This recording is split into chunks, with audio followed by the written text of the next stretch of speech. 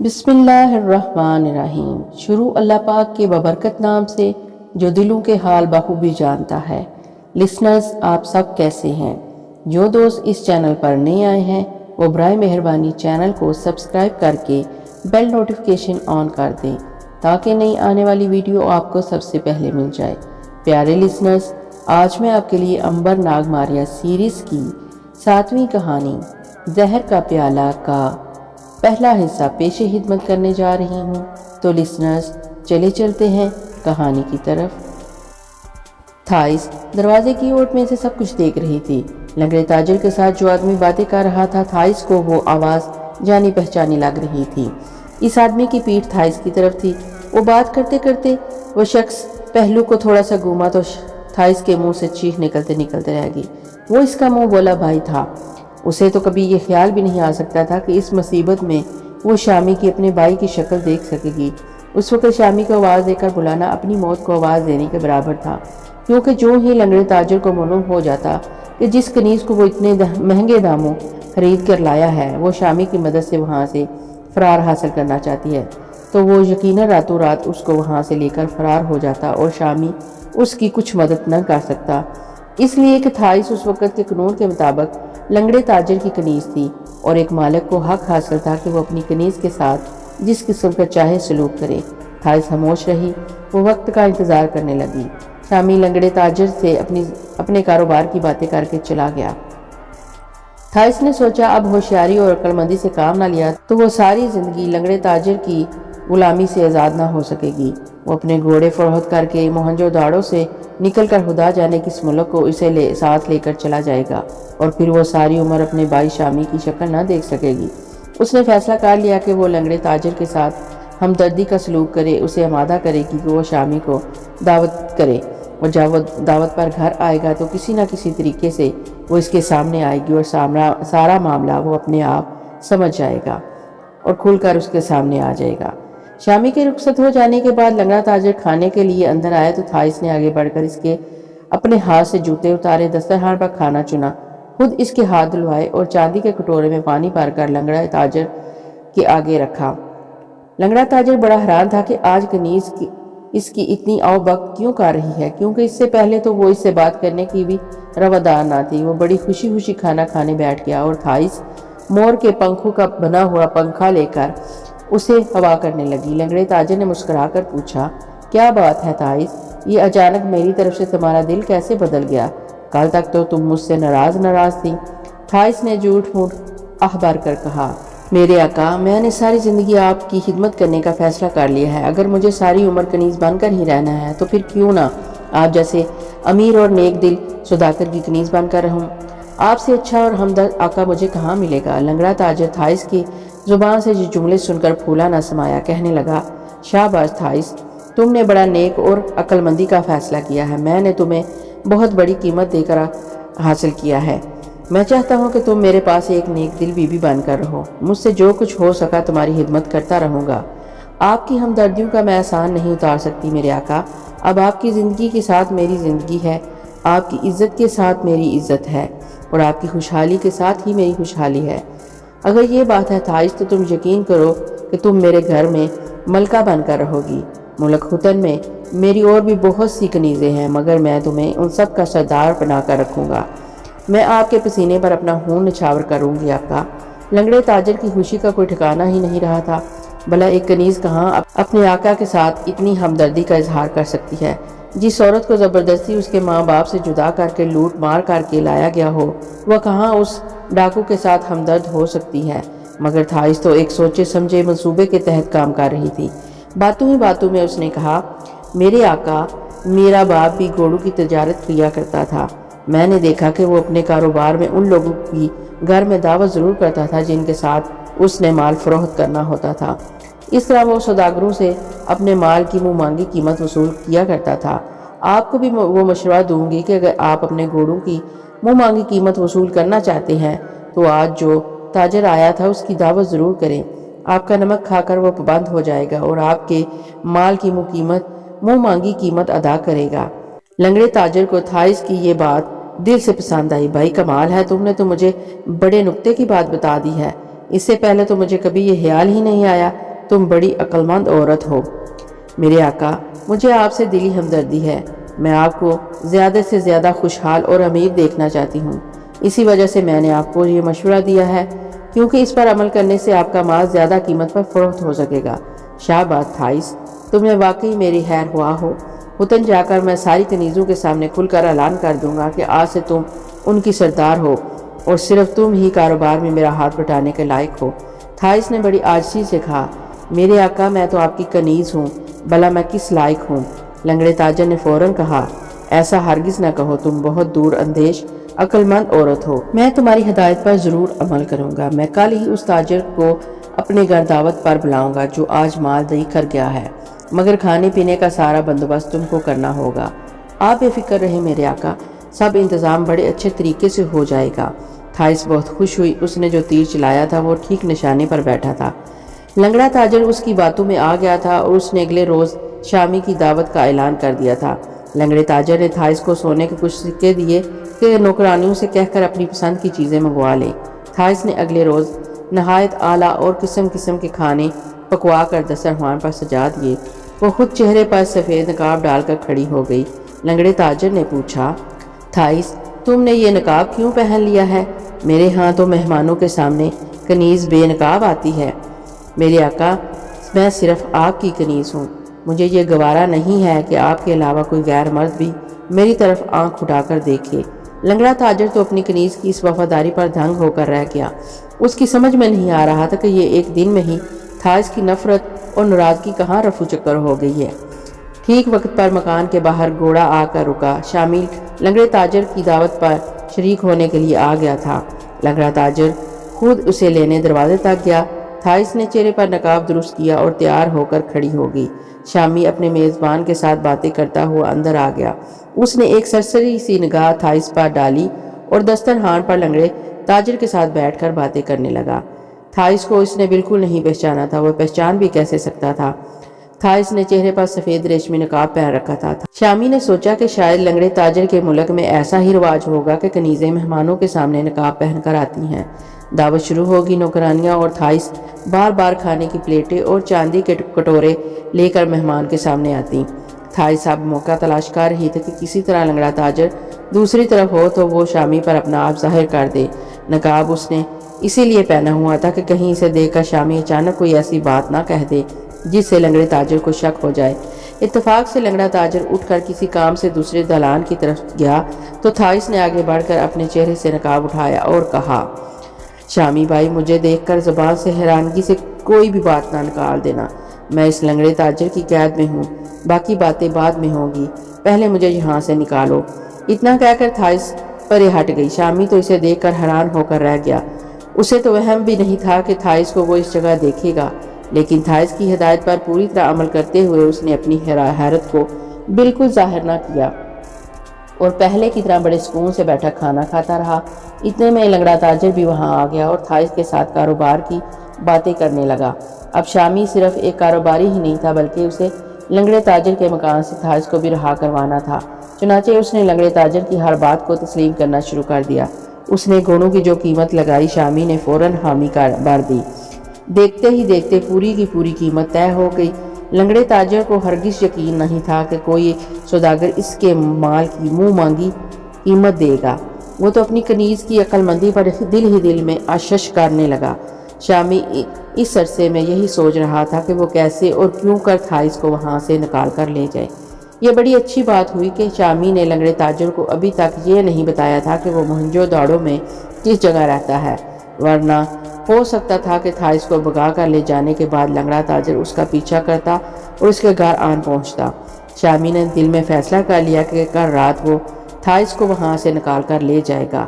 اب وہ تھائس سے بات کرنے کے بہانے تلاش کرنے لگا، مگر لنگڑا تاجر تو کھانا کھانے کے بعد وہاں جم کر بیٹھ گیا اور ہلنے کا نام تک نہیں لے رہا تھا۔ آخر تنگ آ کر اس نے لنگڑے تاجر سے کہا، اب تو سودا طے ہو چکا ہے، میں چاہتا ہوں کہ آپ میرے خریدے ہوئے گھوڑوں میں سے کسی ایک کے سر پر ہاتھ پھیر کر واپس میرے پاس آ جائیں۔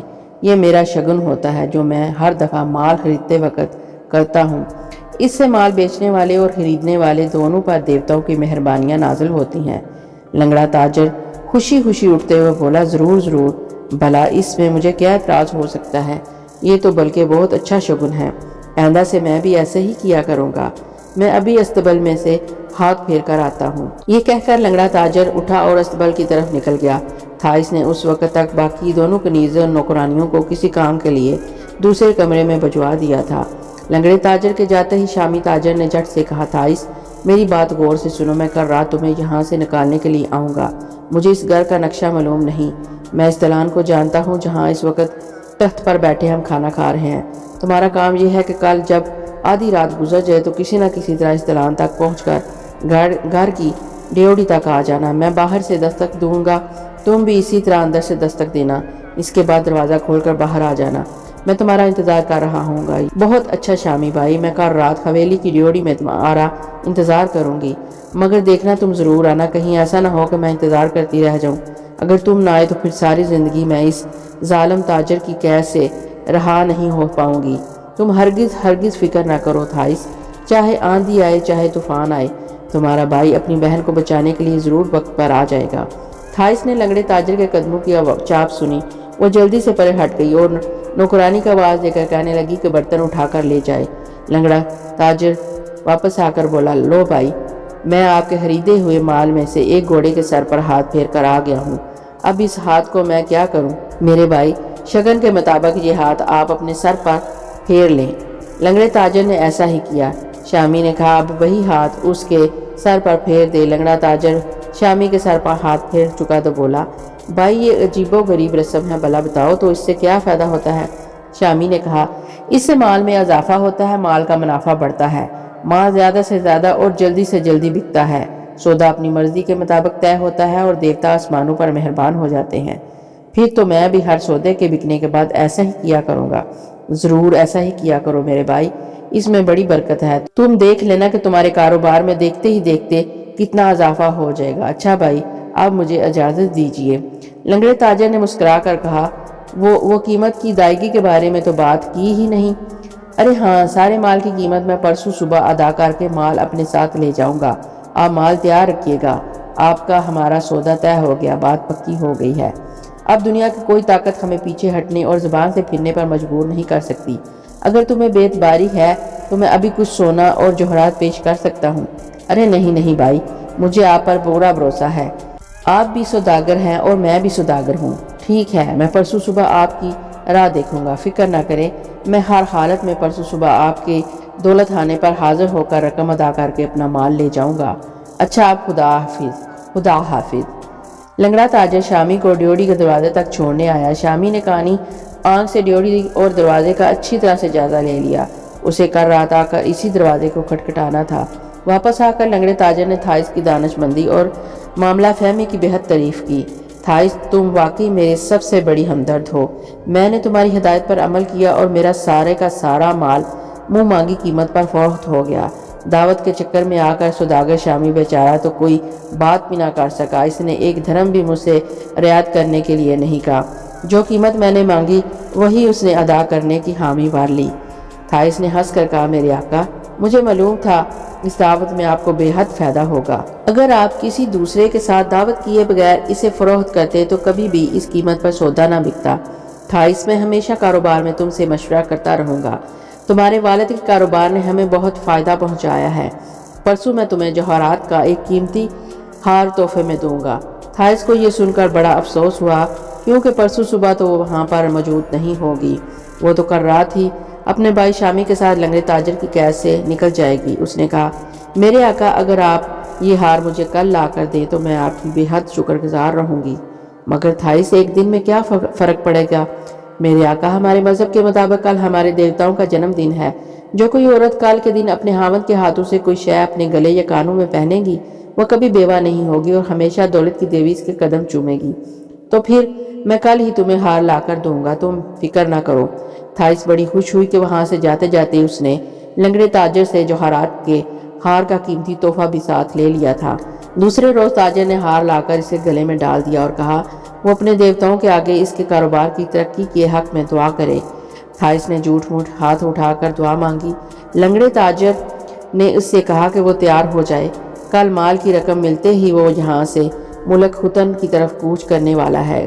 تھائس نے اوپر سے ہاں کر دی اور دل میں سوچا کہ کل وہ اکیلا ہی وہاں سے کوچ کرے گا۔ شامی اپنے مکان میں بیٹھا آدھی رات کا انتظار کر رہا تھا۔ کمرے میں دیوار کے ساتھ مشر جا رہی تھی، جس کی روشنی میں تخت پر رکھی ہوئی ریت گھڑی اسے بتا رہی تھی کہ ابھی آدھی رات ہونے میں ایک پہر باقی ہے۔ آدھی سے زیادہ ریت ابھی گھڑی کے اوپر والے حصے میں موجود تھی، جو ذرا ذرا کر کے گھڑی کے نیچے والے حصے میں گر رہی تھی۔ شامی نے تھائس کو چھپا کر رکھنے کا بندوبست کر لیا تھا۔ ایک رات اس نے تھائس کو اپنے گھر میں چھپا کر رکھنا تھا اور پھر دوسری رات کو اندھیرے میں اسے اس کے ماں باپ کے گھر ہڑپا پہنچا دینا تھا۔ اسے یقین تھا کہ لنگڑا تاجر کبھی خواب میں بھی اس کے مکان تک نہیں پہنچ سکتا۔ شامی کا مکان موہنجو دڑو کی ایک گنجان ترین آبادی والی گلی میں تھا۔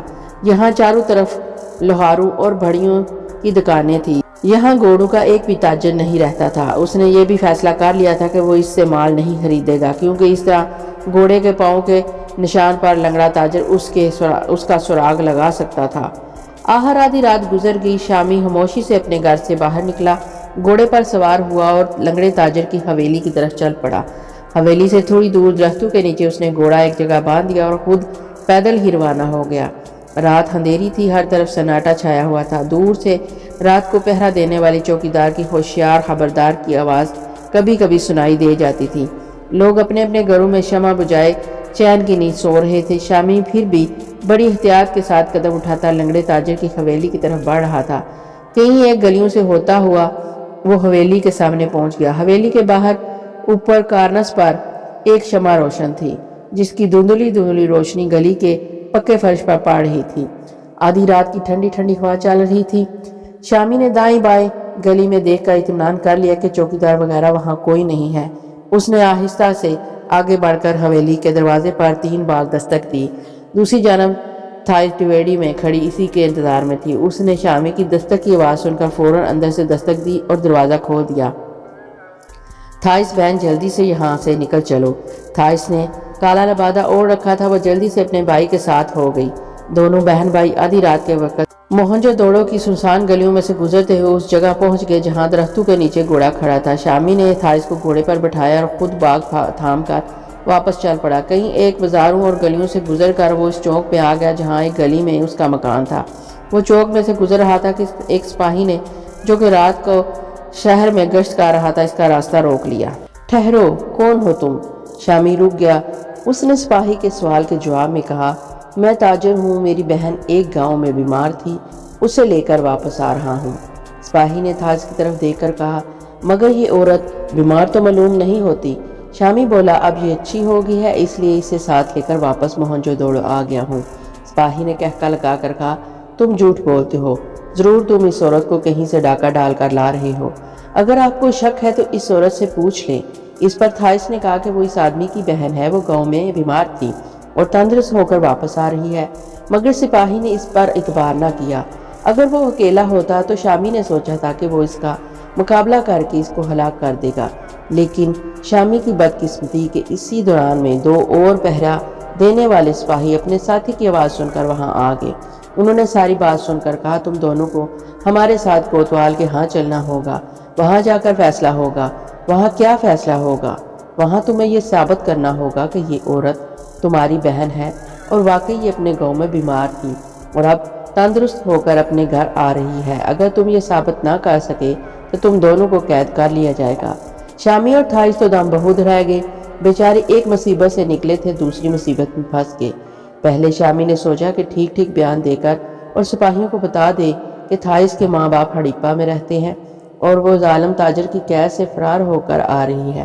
پھر اسے خیال آیا کہ اس طرح تو سپاہی تھائس کو اس کے ماں باپ کے گھر لے جانے کی بجائے لنگڑے تاجر کے حوالے کر دیں گے، کیونکہ اس ملک کا قانون یہی تھا کہ اگر کنیز بھاگ جائے تو وہ جہاں کہیں بھی ہو اسے گرفتار کر کے اس کے مالک تک پہنچا دیا جائے۔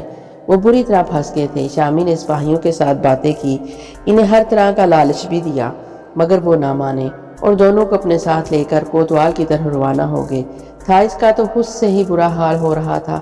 اسے ہر دم یہی دھڑکا لگا تھا کہ اب یہ لوگ اسے لنگڑے تاجر کے حوالے کر دیں گے اور وہ اس کے ساتھ اس قدر ظلم کرے گا کہ وہ تڑپ تڑپ کر مر جائے گی۔ دوسری طرف شامی کو بھی ایک کنیز کو بگانے اور قانون توڑنے کے جرم میں قید کر لیا جائے گا اور اس زمانے کی قید ایسی ہوتی تھی کہ جیل کی کال کوٹری میں ڈالے وہ قیدی کو پھر کوئی نہیں پوچھتا تھا، وہ سالوں پڑا رہتا تھا اور آخر گل سڑ کر مر جاتا، مگر اب وہ کچھ نہیں کر سکتی تھی، وہ مجبور تھی جس طرح کہ اس کا بھائی شامی مجبور تھا۔ کوتوال کے گھر پہنچ کر معلوم ہوا کہ کوتوال دورے پر کسی دوسرے شہر گیا ہوا ہے اور 1 مہینے سے پہلے واپس موہنجو دڑو نہیں آئے گا۔ چنانچہ شامی اور تھائس کی فریاد کے باوجود ان دونوں کو جیل کی کال کوٹری میں بند کر دیا گیا۔ یہ کال کوٹری تنگ اور اندھیری تھی۔ بیچارے دونوں بہن بھائی پریشان ہو کر بیٹھ گئے اور اپنی قسمت پر آنسو بہانے لگے۔ شامی نے کہا، کاش میں چوک کی بجائے کسی دوسری گلی سے اپنے گھر کی طرف جاتا۔ شامی بھائی، تقدیر میں جو لکھا ہوتا وہ ہو کر رہتا ہے، اس میں تمہارا کوئی قصور نہیں ہے۔ مجھے تو اس بات کا دکھ ہے کہ میں نے اپنے ساتھ ساتھ تمہیں بھی مصیبت میں مبتلا کر دیا۔ ایسا نہ کہو بہن تھائس، اگر تمہیں تکلیف ہوتی تو میں کیسے آرام سے رہ سکتا تھا۔ اب اپنے رب عظیم سے یہ دعا مانگو کہ لنگڑا تاجر صبح تمہیں غائب پا کر کوتوال کے گھر آ کر تمہاری گمشدگی کی اطلاع نہ کر دے۔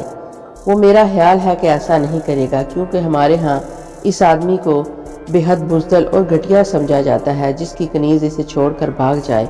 لنگڑے تاجر کو اپنی عزت اور شہرت کا بڑا خیال لگا رہتا ہے، اس لیے وہ کبھی میری گمشدگی کی اطلاع کسی کو دے کر ذلیل ہونا گوارا نہیں کرے گا۔ لیکن اگر اس نے ایسا گوارا کر لیا تو پھر تم ساری زندگی اس کی قید سے آزاد نہیں ہو سکو گی، اور اب وہ تم پر زیادہ ظلم کرے گا۔ رب عظیم ہم دونوں کا نگہبان ہو، ایسی صورت میں یہ لوگ تمہیں بھی لمبی مدت کے لیے جیل میں ڈال دیں گے اور پھر کوئی تمہاری خبر تک نہیں لے گا۔ میں یہ کیسے گوارا کر سکتی ہوں کہ میرا بہادر بھائی بادشاہ کی قید میں تڑپ تڑپ کر بھوکا پیاسا جان دے دے۔ اگر قسمت میں یہی لکھا ہے تو تھائس بہن اسے کوئی نہیں ٹال سکتا، اور اگر ہماری آزادی مقدر ہو چکی ہے تو ہمارا کوئی بال بھی بیکا نہیں کر سکتا۔ شامی بھائی، ہمیں رب عظیم سے دعا کرنی چاہیے کہ وہ ہماری مدد کرے اور ہمیں اپنے اوپر ناامیدی طاری نہیں کرنی چاہیے۔ آؤ ہم مل کر دعا کرتے ہیں۔ دونوں بہن بھائی دوزانو ہو کر بیٹھ گئے، انہوں نے ہاتھ آسمان کی طرف اٹھا لیے اور دیر تک دعا مانگتے رہے۔ دعا مانگنے کے بعد انہیں کچھ حوصلہ ہوا، انہیں اپنے اندر عمل کرنے اور سوچنے سمجھنے کی نئی طاقت گردش کرتی ہوئی محسوس ہوئی۔ شامی نے کہا، یہ کال کوٹری اتنی مضبوط اور محفوظ جگہ پر ہے کہ اگر ہم ساری زندگی کوشش کرتے رہیں تو یہاں سے نکل نہیں سکیں گے۔ تمہارا خیال درست ہے شامی بھائی، مجھے اچھی طرح معلوم ہے کہ جو شخص ایک بار اس کال کوٹری میں ڈال دیا جاتا ہے پھر اس کی کبھی کوئی خبر نہیں لیتا۔ تم دیکھ لینا، کوتوال دورے سے واپس بھی آ گیا تو ہمیں کبھی اس کے سامنے پیش نہیں کیا جائے گا، یہ لوگ ہمیں یہاں ڈال کر بھول جائیں گے۔ یہ تو بڑا ظلم ہوگا، ہم یہاں ایڑیاں رگڑ رگڑ کر مرنا ہرگز گوارا نہیں کریں گے، تھائس نے گھبرا کر کہا۔ شامی نے اسے حوصلہ دیتے ہوئے کہا، گھبراؤ نہیں تھائس، میں نے تمہیں صرف یہ بتانا چاہتا تھا کہ یہاں کا رواج یہ ہے، لیکن ہمیں پریشان نہیں ہونا چاہیے۔ ہم یہاں سے باہر نکلنے کی ہر حالت میں کوشش کریں گے، مگر اس کی صورت کیا ہوگی؟ ہم یہاں سے فرار تو ہو نہیں سکتے۔ ٹھیک ہے، ہم یہاں سے فرار نہیں ہو سکتے، لیکن دماغ سے کام لے کر کوئی ایسا طریقہ ضرور سوچ سکتے ہیں جس پر عمل کر کے ہم اس کال کوٹری سے نجات حاصل کر لیں گے۔ میرا خیال ہے کہ ہمیں ان دونوں بہن بھائیوں کو موہنجو دڑو کی کال کوٹری میں چھوڑ کر امبر کی خبر لینی چاہیے کہ وہ اس وقت کہاں ہے اور کیا کر رہا ہے۔ جیسا کہ آپ نے پچھلے حصے میں سنا ہوگا، بڑ بوڑھے تپتی سے دریائے آمو کے کنارے سے جدا ہو کر موہنجو دڑو کے شہر میں آن داخل ہوا تھا۔ وہ سیدھا شاہی محل کی طرف گیا۔ محل میں اس کے آنے کی خبر بادشاہ کو ہوئی تو وہ خود اس سے ملنے آ گیا۔ امبر نے جھک کر شہزادے کو سلام کیا۔ شہزادے نے کہا، ہم آپ سے بہت خوش ہیں کہ آپ نے اتنے دور دراز کا سفر کیا، آپ ضرور ہمارے لیے بڑی مفید معلومات لائے ہوں گے۔ آپ آج رات آرام کریں، کل آپ سے بات ہوگی۔ آپ کا حکم سار آنکھوں پر شہزادہ سلامت۔ ویسے آپ کا خادم کامیاب واپس لوٹ آیا ہے، ہمیں آپ سے یہی امید تھی۔ اچھا، آپ آرام کریں، کل ملاقات ہوگی۔ ضرور۔ دوسرے روز شہزادے نے امبر کو اپنے کمرہ خاص میں طلب کیا، وہاں اس کی فوجوں کا سپہ سالار اٹالی بھی موجود تھا۔ امبر نے جھک کر کوارش بجا لائی۔ شہزادے نے اسے ہاتھ سے بیٹھنے کا اشارہ کیا اور پوچھا، اب ہمیں اپنے سفر کا پورا حال سناؤ اور یہ بتاؤ کہ ہن قوم ملکہ امیکا ہمارے بارے میں کیا ارادے رکھتی ہے۔ امبر نے کہا، شہزادہ سلامت، ملکہ امیکا ایک خونی ملکہ ہے اس کا دل دیوتاؤں نے پتھر کا بنایا ہے۔ وہ ایک ایسی قوم کی ملکہ ہے جو اس پر جان دیتی ہے اور جو ایک آدمی کو کچا بھون کر کھا جانے میں کوئی شرم یا جھجک محسوس نہیں کرتی۔ کیا وہ ہمارے شہر پر حملہ کرنے کا ارادہ رکھتی ہے؟ ہاں بادشاہ سلامت، وہ اسی مہینے آپ کے شہر پر حملہ کرنے کے لیے اپنی بے پناہ فوج کے ساتھ روانہ ہو جائے گی۔ اس کی فوج میں ہزاروں لاکھوں سپاہی ہیں جو اپنی ملکہ پر جان نچھاور کرنے پر ہر وقت تیار رہتے ہیں۔ شہزادہ کچھ فکر مند ہو گیا۔ سپہ سالار نے پوچھا، امیکا کی فوج کے پاس اسلحہ کس قسم کا ہے امبر؟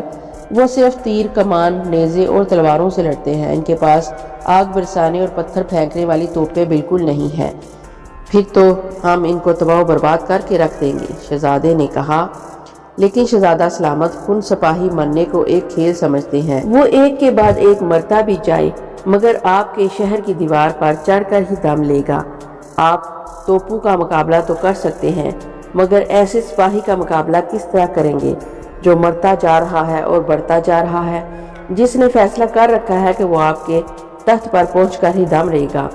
اس کا مطلب یہ ہوا کہ آپ ہمیں یہ کہنا چاہ رہے ہیں کہ ہم موہنجو دڑو کا شہر ہن قوم کے بیشیوں کے حوالے کر دیں؟ ہرگز نہیں شہزادہ سلامت، بلکہ میں آپ کو ان خطرات سے خبردار کر رہا ہوں جو آپ کو پیش آنے والے ہیں۔ میں آپ سے صرف یہ کہنا چاہتا ہوں کہ آپ دشمن کو کمزور خیال نہ کریں، اسے طاقتور ترین دشمن سمجھ کر تیاری کریں۔ امبر نے کہا، میرے خیال کے مطابق ہمیں شہر کی دیوار کے گرد کھدی ہوئی کھائی کو اور زیادہ گہرا کر کے اس میں مگرمچھ چھوڑ دینے چاہیے۔ اس کے علاوہ شہر کی دیوار کے اوپر سے کھولتا ہوا تیل پھینکنے والوں کی تعداد میں اضافہ کر دینا چاہیے۔ ہمیں شہر کے اندر پانی خوراک کا اتنا ذخیرہ کر لینا چاہیے جو 1 سال کے لیے کافی ہو۔ سپہ سالار نے حیرانگی سے پوچھا، کیا امیکا کی فوج 1 سال تک ہمارے شہر کا محاصرہ کر سکتی ہے؟ امبر نے مسکرا کر کہا، آپ شاید بھول گئے ہیں معزز سپہ سالار کہ ہن قوم ایک خانہ بدوش وحشی قوم ہے۔ اس کا کام ہی صحراؤں میں خیمے گاڑ کر رہنا ہے۔ وہ اپنے صحرا میں نہ رہیں، آپ کے شہر کے باہر میدان میں رہ لیں گے، انہیں کوئی فرق نہیں پڑے گا۔ سپہ سالار بولا، مگر وہ کھائیں گے کہاں سے؟ ہم ان کے آنے سے پہلے سارے کھیت کھلیان جلا کر راکھ کر دیں گے۔ وہ کھیتی باڑی کر کے پھر سے فصل اگا لیں گے۔ آپ کا دریائے سندھ ان کی بڑی مدد کرے گا۔ شہزادہ گہری سوچ میں تھا۔ اس نے سانس بھر کر کہا، اس کا مطلب پھر یہ ہوا کہ وہ ساری زندگی کے لیے ہمیں ہمارے شہر میں بند کر دیں گے، ہم اپنے ہی شہر میں قید ہو کر رہ جائیں گے۔ امبر کہنے لگا، ایسی ناامیدی کی باتیں کوئی شہزادہ کرتا اچھا نہیں لگتا۔ اس دوران میں ہم کوشش کریں گے کہ ملکہ امیکا کے سلارِ جنگ کو اپنے ساتھ ملا لیں۔ کیا مطلب؟ سپہ سالار نے چونک کر کہا، مطلب یہ کہ مجھے معلوم ہوا ہے کہ ملکہ امیکا کا نیا سلارِ جنگ اس کے حق میں نہیں ہے، مگر وہ اس لیے مجبور ہے کہ وہ اکیلا ہے، فوج کی اکثریت ملکہ کے ساتھ ہے۔ اگر ہم محاصرے کے دوران میں کسی طرح سے یقین دلا دے کہ ہم فتح کی صورت میں اسے ہن قوم کا بادشاہ بنانے میں مدد دیں گے اور اسے تسلیم کر لیں گے تو ہو سکتا ہے کہ وہ ہمارے ساتھ مل جائے اور جنگ کا پاسا پلٹ جائے۔ آپ کا خیال مناسب معلوم ہوتا ہے۔ ہم محاصرے کی صورت میں دشمن کا مقابلہ کریں گے اور اس کے سلارِ جنگ کو توڑنے کی بھرپور کوشش کریں گے۔ اسی روز شہزادے نے ملک بھر میں ہنگامی صورتحال کا اعلان کر دیا اور حکم دے دیا کہ شاہی گوداموں کو اناج کی بوریوں اور پانی کے ذخیرے سے بھر دیا جائے۔ شہر کے اندر کے پانی کے نئے کنویں کھودے جائیں۔ گوداموں میں کھانے پینے کی چیزیں جمع ہونا شروع ہوگی۔ شہر موہنجو دڑو کے ارد گرد کی ساری بے پناہ فصل کو کاٹ کر شہر کے اندر اس کے انبار لگا دیے گئے۔ شہر کی ارد گرد کی کھائی کو خشک کر کے اس کو دوبارہ کھدائی شروع کر دی، اسے اور گہرا کر کے اس میں پانی کے ساتھ ساتھ دریائے سندھ کی دلدلی کنارے سے پکڑ کر لائے گئے مگرمچھ چھوڑ دیے گئے۔ شہر کی دیوار کے اوپر ہر 50 قدم کے فاصلے پر بڑی بڑی بٹیاں بنا کر ان پر تیل کے کڑھا چڑھا دیے گئے۔ تیر برسانے والوں اور پتھر پھینکنے والوں کو حکم دے دیا گیا کہ وہ ہر وقت فصیل کے برجوں میں حاضر رہیں۔ سپاہیوں کو مختلف جگہوں سے دار سلطنت میں واپس بلا لیا گیا۔ ساری کی ساری فوج کو ہر وقت تیار رہنے کا حکم دے دیا گیا۔ جاسوس دوڑا دیے گئے تھے۔ ان جاسوسوں نے آ کر اطلاع دی کہ ملکہ امیکا اپنے ہونہار اور بے پناہ لشکر کے ساتھ موہنجو دڑو کی طرف طوفان بن کر بڑھتی چلی آ رہی ہے۔ اگر زمین ریتلی نہ ہوتی تو 4 میل کے فاصلے پر بہتے ہوئے دریائے سندھ کے کناروں کو کاٹ کر سارے میدان میں پانی چھوڑ دیا جاتا تاکہ دشمن کے سپاہی وہاں خیمے نہ لگا سکیں، مگر زمین کے زیادہ تر حصے ریتلے ہونے کی وجہ سے اس منصوبے پر عمل کرنا فضول تھا، کیونکہ سارا پانی زمین جذب کر لیتی اور دشمن کو فائدہ پہنچاتا۔ وہاں ان کی فصل بڑی اچھی آتی۔ بہرحال دشمن اپنے خونی لشکر کے ساتھ موہنجو دڑو کی طرف بڑا چلا آ رہا تھا اور سپاہی کمانوں میں تیر چڑھائے کھولتے ہوئے تیل کے کڑاہوں کے پاس کھڑے انتظار کر رہے تھے۔ شامی اور تھائس قید خانے میں بے بسی کے دن گزار رہے تھے۔ موہنجو دڑو کے سپاہی اپنی عادت کے مطابق ان دونوں کو جیل میں ڈال کر بھول گئے تھے۔ انہیں دن میں 2 بار روکھی سوکھی روٹی دے دی جاتی۔ قید میں دونوں کی حالت پتلی ہو رہی تھی۔ انہیں کوئی خبر نہیں تھی کہ انہیں وہاں سے کب نکالا جائے گا۔ اس بات سے وہ دونوں ہی بڑے پریشان تھے۔ لطف کی بات یہ تھی کہ ان دونوں میں سے کسی کو یہ خبر نہیں تھی کہ امبر موہنجو دڑو کے دربار میں پہنچ چکا ہے۔ سپاہیوں سے انہوں نے 2-1 بار کہنے کی کوشش کی کہ انہیں وہاں سے نکال کر کوتوالے شہر کے سامنے پیش کیا جائے، مگر ہر بار سپاہی کہکا مار کر چلے جاتے۔ شامی ان حالات سے تنگ آ گیا تھا۔ آخر وہ مرد تھا اور ایک بہادر مرد تھا۔ اس سے پہلے اس نے تھائس کو بڑی دلیری سے کئی بار بڑی جگہوں سے نکالا تھا۔ اس نے وہاں سے فرار کے بارے میں سوچنا شروع کر دیا۔ اس نے تھائس کو کچھ نہ بتایا، مگر اپنے طور پر وہ جائزہ لینے لگا کہ کھانا لے کر آنے والا سپاہی ان کے پاس آتا ہے، اس وقت پہرے دار تھوڑی دیر کے لیے غائب ہو جاتا ہے، یعنی وہ خیال کرتا ہے کہ اب کھانا لے کر آنے والا سپاہی پہرا دے گا۔ جب تک وہ کھانا نہیں کھا چکتے وہ سپاہی دروازے کے پاس پرے ہو کر بیٹھا انہیں دیکھتا رہتا ہے۔ شامی نے ایک ترکیب دماغ میں پکی کر لی اور مناسب وقت کا انتظار کرنے لگا۔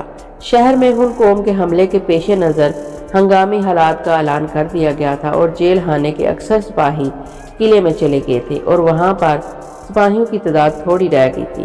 شامی نے اس موقع سے فائدہ اٹھانے کا فیصلہ کیا۔ ایک رات اس نے تھائس کو بتایا کہ وہ وہاں سے فرار ہونے کے لیے تیار ہو جائے۔ تھائس نے حیرت سے پوچھا، مگر شامی بھائی ہم یہاں سے کیسے فرار ہوں گے؟ تم دیکھتی جاؤ اور خاموش رہو۔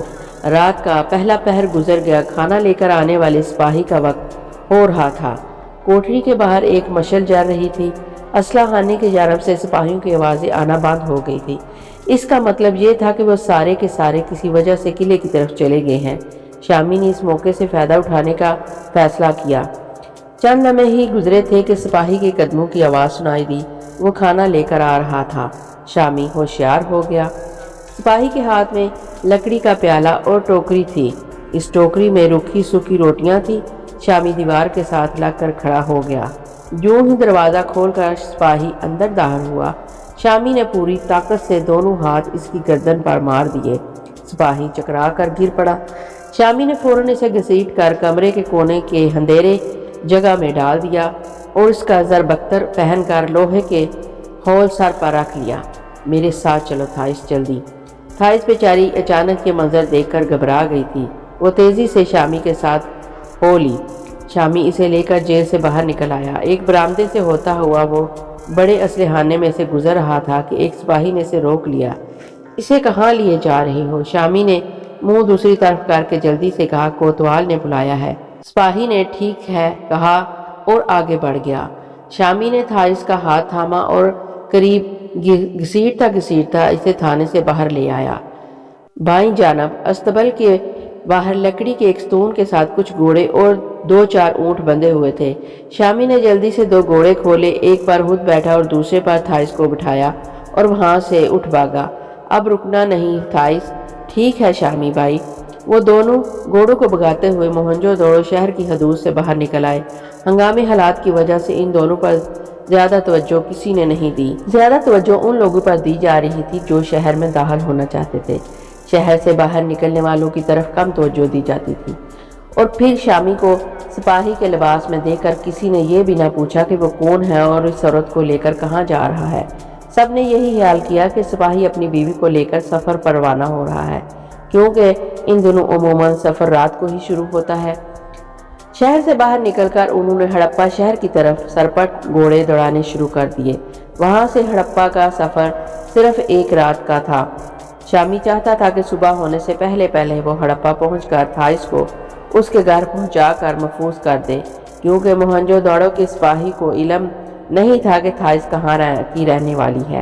وہ خود بھی یہی چاہتا تھا کہ تھائس کو گھر پہنچانے کے بعد کچھ عرصہ کے لیے وہاں سے روح پوش ہو جائے، اور جب معاملہ ٹھنڈا پڑ جائے گا تو واپس موہنجو دڑو آ جائے گا۔ ادھر یوں ہوا کہ جب سپاہی پہرا دینے کے لیے آیا تو اس نے دیکھا کہ کھانا لے کر آنے والا کوٹھڑی میں بے ہوش پڑا ہے، جیل کا دروازہ کھلا ہے اور دونوں قیدی غائب ہیں۔ اس نے شور مچا دیا۔ فوراً چند سپاہی کوتوال کے حکم سے گھوڑوں پر سوار ہو کر مفرور قیدیوں کی تلاش میں روانہ ہو گئے۔ شہر پناہ کے دروازے پر پہنچ کر انہیں معلوم ہوا کہ ایک سپاہی کے ساتھ عورت تھی اور وہ شروع رات میں وہاں سے نکلے تھے۔ سپاہی ان کے تعاقب میں ہڑپا کی طرف دوڑ پڑے، اس لیے کہ ان کے گھوڑوں کے تازہ نشان ہڑپا کی طرف ہی جا رہے تھے۔ شامی کو معلوم تھا کہ سپاہی ان کا پیچھا ضرور کریں گے، چنانچہ وہ تھائس کی تھکاوٹ کے باوجود ایک پل کے لیے بھی کسی جگہ راستے میں نہ رکا اور برابر آگے بڑھتا چلا گیا۔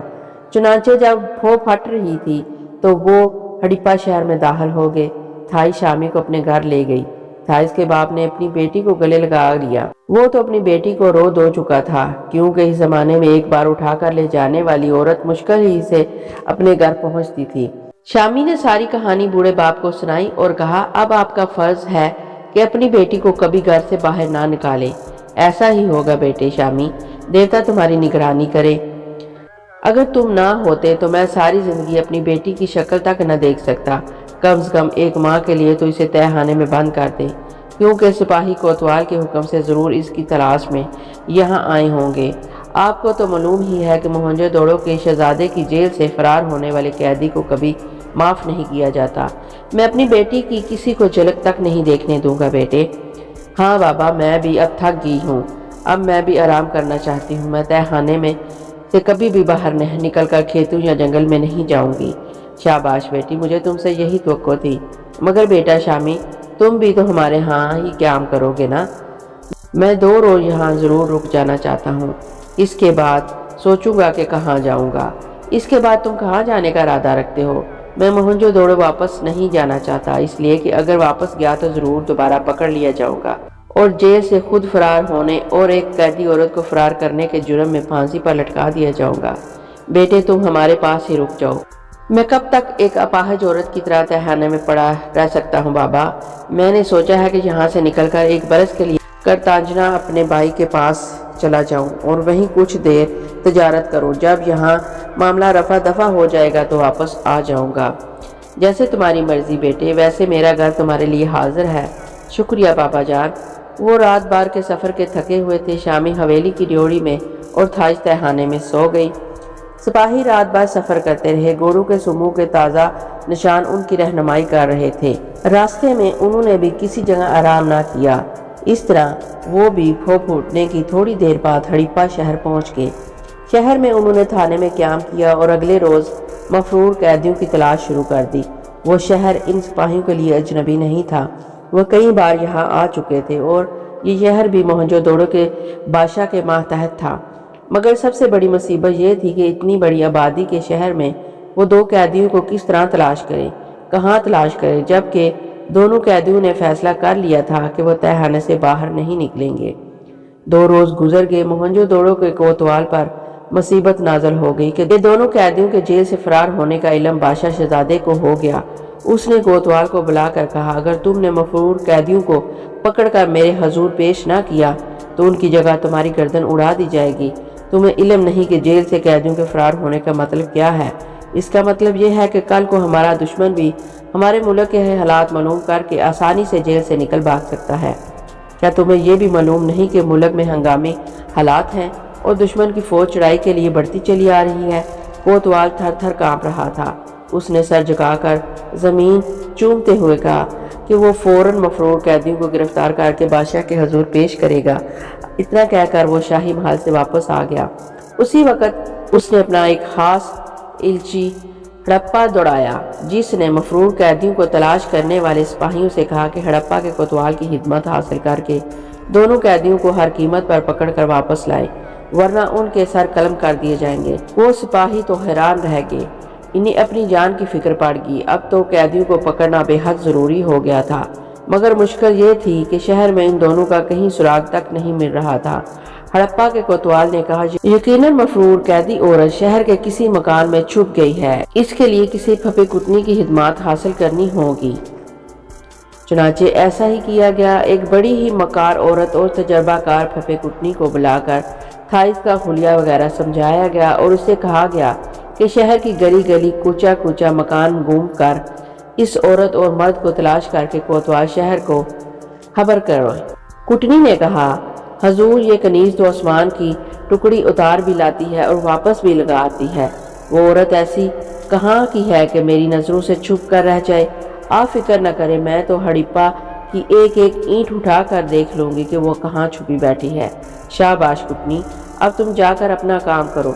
कुटनी ने औरतों के हार श्रृंगार बेचने वालों का भेस बदला और शहर की तरफ रवाना हो गई। इस दौरान में एक रात शामी वहाँ से रुखसत होकर अपने बड़े भाई की तरफ करतांजना की तरफ निकल गया। अब घर में थाइस अपने बाप के साथ अकेली रहती थी। बाप सारा दिन जंगल में भेड़ बकरियां चराता और थाइस घर में अकेली बंद रहती। बाप ने उसे खास तौर पर हुक्म दे रखा था कि वो कभी और किसी के लिए भी मकान का दरवाज़ा अंदर से हरगिज न खोले। थाइस को इस बात का खुद भी एहसास था। वो अपनी बेहतियाती की वजह से पहले भी तकलीफ़ें उठा चुकी थी। अब तो वह दरवाज़ा हमेशा बंद रखती थी और इसके अलावा वहाँ आता भी कोई नहीं था। उसे क्या खबर थी कि एक औरत इससे मिलने के लिए घर से चल पड़ी है।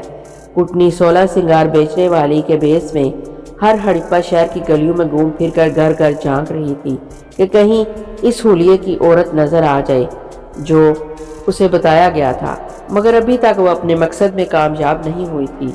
वो हर घर की ढियोड़ी में जाकर आवाज़ लगाती और फिर मुंह उठाए एक दम घर के अंदर औरतों के बीच चली जाती। एक एक औरत को नजरें बचाकर खूब गौर से देखती, इनसे बातें करती और बातों ही बातों में मालूम करने की कोशिश करती कि वहाँ कोई औरत मोहनजोदड़ो से तो नहीं आई। आहर एक जगह उसे मालूम हुआ कि फलां मोहल्ले में एक घराना ऐसा है जहाँ से एक औरत पिछले माह मोहनजोदड़ो गई थी। कुटनी फौरन इस मोहल्ले में पहुँच गई। ये मोहल्ला इत्तेफाक से थाइस का मोहल्ला था और इसी जगह उसका घर था। कुटनी ने थाइस के मोहल्ले में आवाज़ें लगाना शुरू कर दी और घर घर झांकना शुरू कर दिया। एक रोज़ थाइस अपने मकान के तहखाने से निकलकर ड्योड़ी वाली कोठरी में बैठी अपने बाल बना रही थी। इसके कानों में एक औरत की आवाज़ आई जो कानों के बुंदे और श्रृंगार का सामान फरोख्त कर रही थी। कई रोज़ से उसका श्रृंगार का सामान ख़त्म हो गया था और कानों में पहनने को भी कुछ नहीं था। उसने सोचा कि क्यों ना इस औरत को घर में बुलाकर इससे बुंदे खरीद लिए जाएं, क्योंकि वो खुद तो बाजार जाकर खरीद नहीं सकती। इस ख्याल के साथ ही इसने औरत को आवाज़ देकर अंदर बुला लिया। कुटनी ने कोठरी में दाखिल होकर थाइस को देखा तो इसके दिल की कली खिल गई। यही तो वो औरत थी जिसकी तलाश में कुटनी हड़प्पा की गलियों कूचों की गर्द उड़ा रही थी। इसका नाक नक्शा हूबहू वही था जो उसे बताया गया था। अब सिर्फ ज़बानी तस्दीक बाकी थी। कुटनी ने थाइस की बलाएं ली। हाय अम्मा, मर गई। ऐसी चंदे आफ्ताब सूरत और कानों में कुछ भी नहीं, कानों में बूंदे न हों। मैं किस लिए गली गली घूम फिरकर ये बूंदे बेच रही हूँ। ये देखो। कुटनी ने थाइस को झोले में से निकाल कर कई किस्म के बूंदे और नगीने जड़े आवेज़े दिखाने शुरू कर दिए। थाइस बूंदे और आवेज़े बड़े शौक से देख रही थी और कुटनी सोच रही थी कि उससे ये किस तरह मालूम करे कि वो मोहनजोदड़ो से होकर आई है। थाइस ने एक बंदूक की जोड़ी पसंद कर ली। उसने कीमत पूछी तो कुटनी ने जानबूझकर ज़्यादा बताई। थाइस ने कहा, यह तो बहुत ज़्यादा है। कुटनी ने कहा, अरे बेटी, तुझे क्या मालूम कि 16 श्रृंगार क्या होता है। बेटी, तू यहाँ हड़प्पा में बैठी है, जाकर मोहनजोदड़ो में किसी बेगम से पूछ के इन बंदूक की क्या कदर है वहाँ। मैं तो हर महीने मोहनजोदड़ो जाकर शाही महल की बेगमों के यहाँ 16 श्रृंगार फरोख्त करती हूँ। इस पर थाइस ने तुनक कर कहा, ऐसा ना कहो बड़ी बी, मोहनजोदड़ो मुझसे डुका छुपा नहीं है। मैं अभी हफ्ता भर हुआ है वहीं से आई हूँ। मुझसे वहाँ की बेगमात छुपी हुई नहीं है। मैं इन सब के 16 श्रृंगार जानती हूँ और ये भी जानती हूँ कि वहाँ इनके क्या भाव हैं, इसलिए मुझसे ज़्यादा कीमत तलब मत करो। कुटनी अपने मकसद में कामयाब हो गई थी। अब चाहे थाइस इससे बुंदे मुफ्त भी ले लेती तो उसे कोई गम ना होता, क्योंकि थाइस की जासूसी करने के बाद कोतवाल से मिलने वाला इनाम इसे पक्का मिलता। उसने मुस्कुराकर और झूठ मूठ शर्मिंदा होकर कहा, اے بیٹی تو ہوا مہان راز ہو گئی، تجھ سے میں بلا زیادہ دام کاہے کو لوں گی، یہ لے تو آدھی قیمت دے دے، بس اب تو خوش ہو نا؟ بڑی بی کل پھر آنا، میں تم سے کچھ ہار بھی خریدنا چاہتی ہوں۔ ضرور آؤں گی بیٹی، تمہارے لیے ایسے ایسے خوبصورت ہار لاؤں گی کہ تم نے موہنجو دڑو میں بھی نہیں دیکھے ہوں گے۔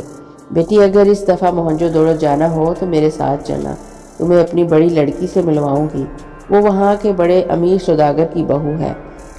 اچھا بڑی بی، اگر جانا ہوا تو تمہارے ساتھ چلوں گی۔ بیٹی تو وہاں کہاں رہا کرتی ہے؟ کیا تیرے وہاں کوئی رشتہ دار ہیں؟ وہ رشتہ دار؟ ہاں بڑی بی، میرے وہاں رشتہ دار ہیں، میں انہی کے پاس جا کر ٹھہرا کرتی ہوں۔ تھائس کی گھبراہٹ سے کٹنی سمجھ گئی کہ وہ جھوٹ بول رہی ہے، اس کا وہاں کوئی رشتہ دار نہیں ہے، اور وہ ضرور وہاں کوتوال کی قید سے فرار ہو کر ہڑپا پہنچی ہے۔ اس نے اپنا سامان سمیٹتے ہوئے کہا، اچھا بیٹی اب جاتی ہوں، کل اسی وقت آؤں گی۔ کٹنی چلی گئی، وہ سیدھا وہاں سے کوتوال شہر کے پاس پہنچی، انہیں ساری کہانی سنا ڈالی اور کہا کہ وہ عورت یقیناً موہنجو دڑو کی مفرور قیدی ہے۔ موہنجو دڑو سے آئے ہوئے سپاہیوں نے کہا کہ وہ ابھی ان کے ساتھ چلے، وہ چھاپا مار کر اس عورت کو گرفتار کرنا چاہتے ہیں۔ فوراً ایک دستہ کوتوال شہر کی سرگردگی میں تیار ہوا اور تھائس کے گھر کی طرف روانہ ہو گیا۔ تھائس گھر میں بندے پہن کر بڑے خوشی خوشی بیٹھے کڑھائی کر رہی تھی کہ اچانک دروازہ کھلا اور 3 سپاہی اندر داخل ہو گئے۔ وہ چیخ مار کر اٹھ بیٹھی۔ سپاہیوں نے اسے فوراً پہچان لیا اور فوراً اس کے منہ میں کپڑا ٹھونس کر اسے بڑے سے تھیلے میں بند کر کے گھوڑے پر لاد کر وہاں سے واپس آ گئے۔ کوتوال کو آتے ہی انہوں نے بتا دیا کہ مفرور قیدیوں میں سے عورت گرفتار کر لی گئی ہے۔ انہوں نے رات بھر تھائس کو الٹا لٹکائے رکھا اور اسے کوڑوں سے پیٹنے لگے کہ وہ بتائے کہ اس کا ساتھی کہاں ہے، مگر تھائس نے بالکل نہ بتایا، وہ بے ہوش ہو گئی۔ سپاہی اسے بے ہوشی کی حالت میں ہی لے کر موہنجو دڑو کی طرف روانہ ہو گئے۔ ادھر رات کو تھائس کے باپ کو جب معلوم ہوا کہ سپاہی آ کر اس کی بیٹی کو پکڑ کر لے گئے ہیں تو وہ سر پکڑ کر بیٹھ گیا۔ سپاہی راتوں رات تھائس کو لے کر صبح تک موہنجو دڑو پہنچ گئے اور انہوں نے تھائس کو کوتوال کی میت میں شہزادے کے حضور پیش کر دیا۔ شہزادے نے سر سے لے کر پاؤں تک تھائس کو دیکھا اور کہا، اسے شام ہونے سے پہلے پہلے پھانسی پر لٹکا دو، اسے جرت کیوں کر ہوئی کہ وہ ہماری قید سے فرار ہو جائے۔ کوتوال نے تھائس کو جیل میں ڈال دیا اور شاہی محل کے باہر میدان میں پھانسی کی تیاریاں ہونے لگیں۔ تیسرے پہر تھائس کو سیاہ لباس پہنا کر شاہی محل کے باہر میدان میں پھانسی دینے جانے کے لیے لے جایا گیا۔ پھانسی محل کی دیوار کے ساتھ لگا دی گئی تھی۔ تھائس کو سیاہ لباس پہنا دیا گیا تھا۔ جلاد پھانسی کے پاس تیار کھڑا تھا۔ سپاہی تھائس کو پکڑ کر محل کی دیوار کے سائے میں لے آئے۔ کوتوال نے حکم دیا کہ تھائس کو پھانسی پر چڑھا دیا جائے۔ تھائس کا مارے خوف کے برا حال ہو رہا تھا، کاٹو تو بدن میں خون نہیں۔ وہ حیران تھی کہ ایک دن ہی میں وہ کہاں سے کہاں آ گئی۔ اسے کبھی یہ توقع نہیں تھی کہ اسے پھانسی پر بھی چڑھا دیا جائے گا۔ اس کی آنکھوں میں اپنے باپ اور بھائی شامی کو یاد کر کے آنسو بہہ رہے تھے۔ اتفاق ایسا ہوا کہ ٹھیک اسی وقت جب کہ تھائس کے گلے میں پھانسی کا پھندا ڈالا جا رہا تھا، ادھر سے امبر گھوڑے پر سوار گزرا۔ وہ شاہی محل میں شہزادے سے ملاقات کرنے کے بعد مہمان خانے کی طرف جا رہا تھا۔ اس نے ایک عورت کو پھانسی کے تختے پر کھڑے آنسو بہاتے دیکھا۔ اچانک اسے یوں محسوس ہوا جیسے اس عورت کو اس نے کہیں دیکھا ہے۔ وہ گھوڑا دوڑاتا ہوا قریب آ گیا۔ اس نے تھائس کو اور تھائس نے امبر کو پہچان لیا۔ تھائس نے چیخ کر امبر سے کہا، امبر مجھے ان ظالموں سے بچاؤ، یہ مجھے پھانسی پر چڑھا رہے ہیں، میں بے گناہ ہوں۔ امبر نے فوراً کوتوال کو حکم دیا کہ تھائس کو پھانسی کے تختے سے نیچے اتار دیا جائے۔ کوتوال کو معلوم تھا کہ امبر بادشاہ کا خاص وزیر ہے۔ پھر اس نے جھک کر عرض کیا، جناب ہم اسے بادشاہ کے حکم سے پھانسی دے رہے ہیں۔ اس عورت نے ہمارے ملک کا سب سے گھناؤنا جرم کیا ہے، اس نے ہماری قید سے فرار ہونے کی کوشش کی تھی۔ امبر نے گرج کر کہا، پھانسی روک دی جائے، میں بادشاہ سلامت سے ابھی بات کرتا ہوں۔ جو حکم حضور۔ کوتوال نے سر جھکا کر تسلیم عرض کی اور سپاہیوں سے کہا کہ وہ تھائس کو پھانسی کے تختے سے اتار دیں۔ تھائس کو بھی واپس قید خانے بھجوا دیا گیا اور امبر وہاں سے سیدھا بادشاہ کے دربار میں پہنچا۔ اس نے بادشاہ سے تھائس کے بارے میں صاف صاف بات کہہ دی اور اس کی جان بخشی کی درخواست کی۔ بادشاہ نے کہا، تمہارا اس عورت سے کیا رشتہ ہے امبر؟ وہ میری بہن ہے عالیجا، پھر ہم اس کی جان بخشی کرتے ہیں۔ اسی روز بادشاہ کے حکم سے تھائس کی جان بخشی کا حکم دے دیا گیا۔ امبر نے تھائس کو اپنے ساتھ لیا اور اسے اس کے گھر ہڑپا پہنچا دیا گیا۔ ہڑپا میں اس کا باپ بیٹی کی یاد میں رو رو کر زندگی کے دن پورے کر رہا تھا۔ اس نے اپنی بیٹی کو سینے سے لگا لیا۔ امبر نے ان سے کہا کہ وہ بچی کو لے کر کچھ دنوں کے لیے ہڑپا سے باہر چلے جائیں۔ تھائس نے کہا، امبر بھائی، ہمارا تو اس دنیا میں کوئی رشتہ دار بھی نہیں، ہم کہیں بھی نہیں جا سکتے، پھر تم میرے پاس شاہی قلعے کے مہمان خانے میں آ جاؤ، اس لیے کہ یہاں رہنا کسی صورت بھی ٹھیک نہیں ہے۔ ہن قوم کا حملہ ہونے ہی والا ہے، دوسرے لوگ تو مقابلہ کر لیں گے، مگر تم اور تمہارا کمزور باپ ایسا نہیں کر سکے گا۔ بہتر یہی ہے کہ تم میرے ساتھ شاہی قلعے میں چلے چلو، ہم اسے اپنی خوش قسمتی سمجھیں گے۔ امبر بیٹا، ہم تیار ہیں۔ امبر تھائس اور اس کے باپ کو لے کر ہڑپا سے موہنجو دڑو واپس آ گیا۔ یہاں اس نے دونوں باپ بیٹی کو ایک پرسکون مکان رہائش کے لیے دے دیا۔ وہ دونوں اس مکان میں ہنسی خوشی رہنے لگے۔ موہنجو دڑو پر موت کے سائے منڈلانے لگے تھے اور اس کی کسی کو بھی خبر نہیں تھی۔ ملکہ میکا اپنے ہونی وحشی قبائل کے ساتھ موہنجو دڑو کی طرف بڑھی چلی آ رہی تھی۔ وہ شہر کی سرحد کے قریب پہنچ چکی تھی۔ ادھر شہزادے کو بھی اس کے جاسوسوں نے ایک ایک پل کی خبر دے رہے تھے۔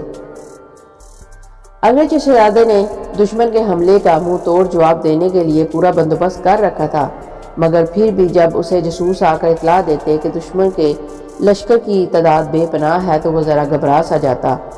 آخر ملکہ میکا کا لشکر پہنچ گیا۔ موہنجو دڑو کے قلعے کی فصیل پر کھڑے سپاہیوں نے دور سے گرد اڑتی دیکھی۔ یہ گرد دیر تک اڑتی رہی، پھر انہیں ہن قوم کے گائے کی ہڈیوں اور بکرے کے سینگوں والے خاص جھنڈے نظر آئے اور جنگی ڈھولوں کی آوازیں بھی سنائی دیں۔ قلعے کے اندر ہر سپاہی چوکس ہو گیا، تیر کمانوں پر چڑھا لیے گئے، نیزے ہاتھوں میں تھام لیے گئے۔ دشمن نے شہر کی فصیل کے باہر میدان میں خیمے گاڑ دیے گئے۔ کھڑی فصلیں پہلے سے کاٹی جا چکی تھی، جو رہ گئی تھی انہیں جلا دیا گیا تھا۔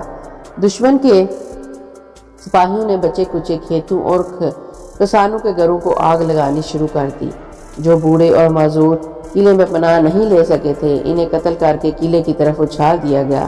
10-12 وحشی ہن گھوڑوں کی ننگی پیٹھ پر سوار ہو کر دوڑتے ہوئے قلعے کی دیوار کی طرف آئے اور انہوں نے بلند آواز میں کہا، ملکہ کا حکم ہے کہ اپنے بادشاہ سے کہو شہر کے دروازے ہم پر کھول دے، نہیں تو ہم شہر میں داخل ہو کر موہنجو دڑو کے کسی بچے، کسی عورت، کسی جوان، کسی بوڑھے کو زندہ نہیں چھوڑیں گے۔ فصیل کے اوپر سے کپتان نے جواب دیا، بادشاہ کے حکم سے اپنی ملکہ کو کہو کہ شہر کے دروازے ان پر ہمیشہ کے لیے بند کر دیے گئے ہیں، اگر ہمت ہے تو ان کے ساتھ ٹکرا کر دیکھ لے، ان کے سر توڑ دیے جائیں گے۔ ان گھڑ سواروں نے وحشیوں کی طرح ایک لمبی جنگی چیخ ماری اور کمان میں سے تیر فصیل کی طرف چھوڑ دیے۔ ان کے نشانے اس غضب کے تھے کہ 10 کے 10 تیروں نے 10 کے 10 سپاہی نیچے گرا دیے۔ وہ واپس بھاگ گئے کہ قلعے کی طرف سے بھی تیروں کی بوچھار آئی، مگر وہ بہت دور نکل چکے تھے۔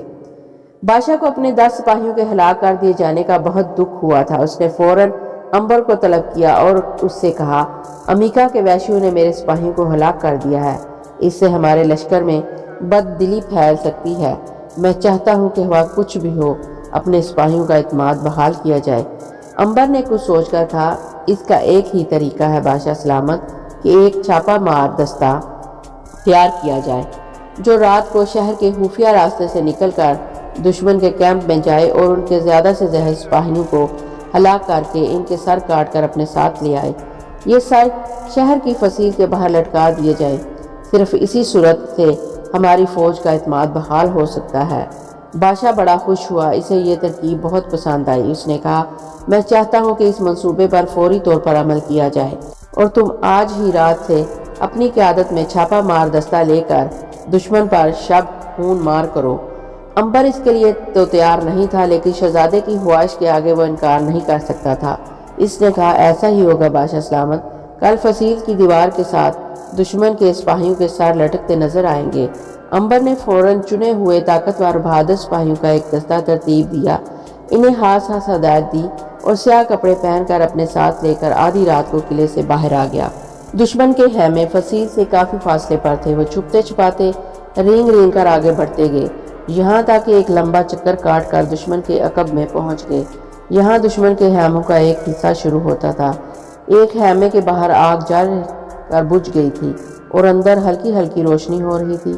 امبر نے سپاہیوں کو اپنے پیچھے رینگنے کو کہا اور رینگ رینگ کر چلتا ہوا خیمے کے پاس آ گیا۔ اس نے درز سے جھانک کر اندر دیکھا۔ اندر 10-12 سپاہی بے خبر سو رہے تھے۔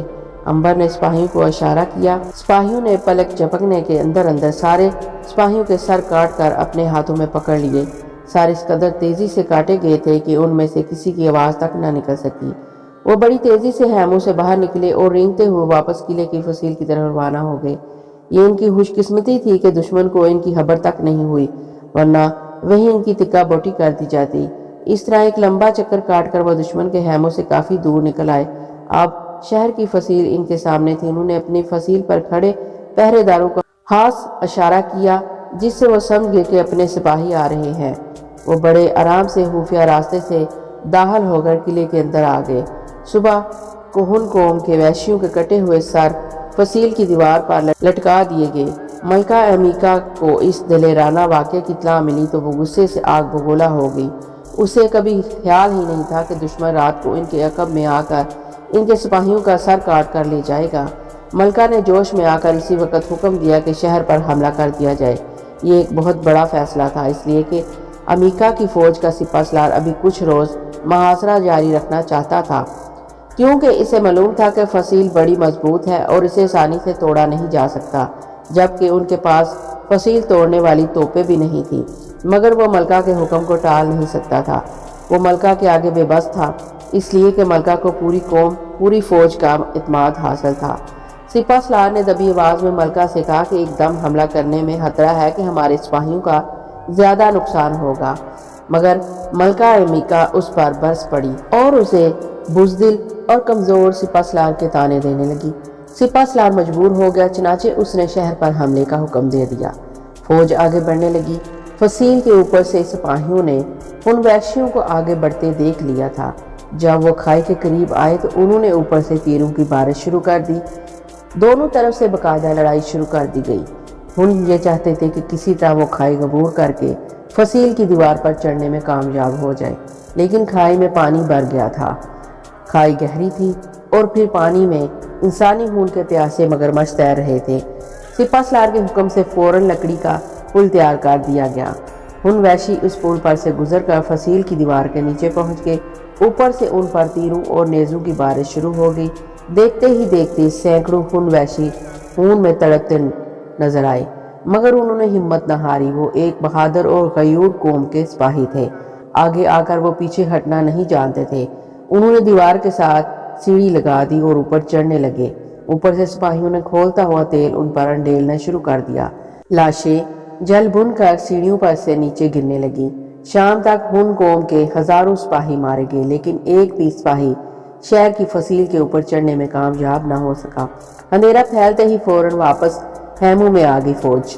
ملکہ امیکا کو نقصان کا پتہ چلا تو غضبناک ہو گیا۔ سپہ سالار پر برس پڑی کہ اگر شہر کے دروازے پر حملہ کیا جاتا تو اتنی فوج کبھی ہلاک نہ ہوتی۔ دوسرے روز شہر کے دروازے پر حملہ کر دیا گیا، مگر دروازہ اس قدر مضبوط تھا کہ اس کا توڑنا کوئی معمولی کام نہیں تھا۔ یہاں بھی بے شمار وحشی مارے گئے اور باقی پسپا ہو گئے۔ ملکہ نے حکم دیا کہ حملہ روک دیا جائے اور محاصرہ جاری رکھا جائے۔ امبر اور شہزادہ بہت خوش ہوئے۔ 2 دن میں دشمن کو پے در پے شکستیں ہوئی تھی اور ان کی فوج کی کمر ٹوٹ گئی تھی۔ امبر نے شہزادے سے کہا، دشمن اپنے زخم چاٹ رہا ہے، مگر وہ اب کسی اور انداز سے حملہ کرے گا۔ کیا مطلب؟ مطلب یہ بادشاہ سلامت کہ وہ ہمارے شہر کا خفیہ دروازہ معلوم کرنے کی کوشش کرے گا تاکہ وہاں سے گزر کر شہر پر حملہ کیا جا سکے۔ ہم نے شہر میں داخل ہونے والے تمام خفیہ دروازے بند کروا دیے ہیں۔ ان کے اندر کی جانب مسلح پہرا بٹھا دیا گیا ہے۔ ہمیں ان کی طرف سے کوئی فکر نہیں ہے۔ وہ تو آپ نے بجا فرمایا بادشاہ سلامت، پھر بھی ہمیں غافل نہیں رہنا چاہیے۔ دشمن کی تعداد بہت زیادہ ہے، دوسرے اس کے پاس بڑے بڑے ذہن ہیں اور ایسے سپاہی موجود ہیں جو اپنی جان کی بازی لگا کر بھی خفیہ دروازے سے پہنچنے کی کوشش کریں گے۔ اس میں کوئی شک نہیں بادشاہ سلامت، لیکن ہمیں پہروداروں کی تعداد بڑھا دینی چاہیے۔ میں اس کا حکم دیتا ہوں۔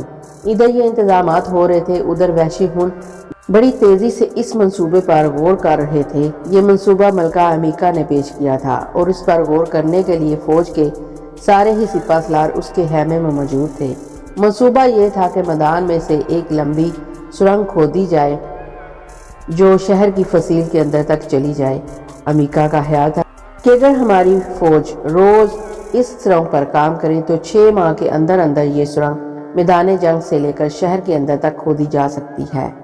سپہ سالار نے کہا منصوبہ بڑا اچھا ہے ملکہ سلامت، لیکن اگر کسی روز بھی دشمن کو شک پڑ گیا کہ ہم سرنگ کھود رہے ہیں تو ہمارے کیے کرائے پر پانی پھر سکتا ہے۔ ہمیں اس سلسلے میں پوری رازداری سے کام لینا ہوگا۔ یہ سرنگ رات کو کھودی جایا کرے گی اور کسی کو کانو کان خبر بھی نہیں ہونے دی جائے گی، مگر ملکہ سلامت دشمن کا جاسوس بھی ہمارے ہاں ضرور چکر لگاتے ہوں گے، ہو سکتا ہے وہ یہ خبر بادشاہ تک پہنچا دے۔ اس کے لیے میں کہہ چکی ہوں کہ مکمل رازداری سے کام لیا جائے گا۔ سرنگ کھودنے والے سپاہیوں کو سب سے الگ رکھا جائے گا اور ان کے خیموں کے ارد گرد کسی کو پھٹکنے نہیں دیا جائے گا۔ پھر ٹھیک ہے، سرنگ پر آج رات سے ہی کام شروع کر دینا چاہیے۔ یہاں کی زمین کچی ہے، ہمیں سرنگ کھودنے میں آسانی ہوگی۔ چنانچہ اسی رات نقشہ تیار کرنے کے بعد سرنگ کھودنی شروع کر دی گئی۔ ان ویشیوں کو سرنگ کھودنے میں بڑی مہارت حاصل تھی، اس لیے کہ سرائے گوبھی کی گرمی سے بچنے کے لیے وہ اکثر اپنے گھروں کے اندر سرنگیں کھود لیا کرتے تھے۔ یہ کام انہوں نے اتنی محنت اور مہارت سے کیا کہ 10-12 دن کے اندر اندر انہوں نے کافی لمبی سرنگ کھود لی۔ رات کو سرنگ کھودنے کا کام شروع ہو کر پھوٹنے تک جاری رہتا۔ صبح کو یہ کام بند کر دیا جاتا، کھودی ہوئی مٹی خیموں کے پیچھے لا کر بچھا دی جاتی۔ اس طرح 3 مہینے گزر گئے۔ سرنگ آدھی سے زیادہ کھودی جا چکی تھی اور سرنگ کھودنے والے کھائی کے قریب پہنچ گئے تھے۔ کھائی پر جا کر انہیں سرنگ کو کافی گہرا بنانا تھا تاکہ پانی اندر نہ آ جائے۔ یہ کام بھی ان لوگوں نے کمال ہوشیاری اور عقل مندی کے ساتھ کیا۔ ادھر موہنجو دڑو کے شہزادے اور امبر کو کچھ علم نہ تھا کہ دشمن ان کے نیچے سے ہوتا ہوا آگے بڑھتا چلا آ رہا ہے۔ وہ یہ سوچ کر اطمینان سے بیٹھے تھے کہ دشمن نے محاصرہ کر رکھا ہے اور وہ اس روز کا انتظار کر رہا ہے جب موہنجو دڑو کے لوگ محاصرے سے تنگ آ کر شہر کے دروازے کھول دیں گے۔ شہر کے محاصرے کو 6واں مہینہ جاری تھا۔ موہنجو دڑو کے شہر میں معمول کے مطابق کام کاج ہو رہا تھا۔ فصیل کے اوپر سپاہی صبح شام چوکس کھڑے رہتے تھے۔ سامنے میدان میں امیکا کے وحشی ہن قبائل خیمے ڈالے پڑے ہوئے تھے۔ بظاہر ہر شے اپنے مقام پر اپنی جگہ پر تھی۔ بادشاہ کو یہ خیال تھا کہ دشمن صرف محاصرہ کر کے آرام سے بیٹھا ہوا ہے، مگر حقیقت یہ نہیں تھی۔ دشمن نے سرنگ کھود لی تھی اور آج رات اس کی فوج نے موہنجو دڑو کے شہر میں داخل ہو کر عام حملہ کر دینا تھا۔ شام کے سائے گہرے ہو گئے تھے۔ بادشاہ کی خوابگاہ میں مشعلیں روشن ہو گئی تھیں۔ اودو لوبان سلگا دیے گئے تھے۔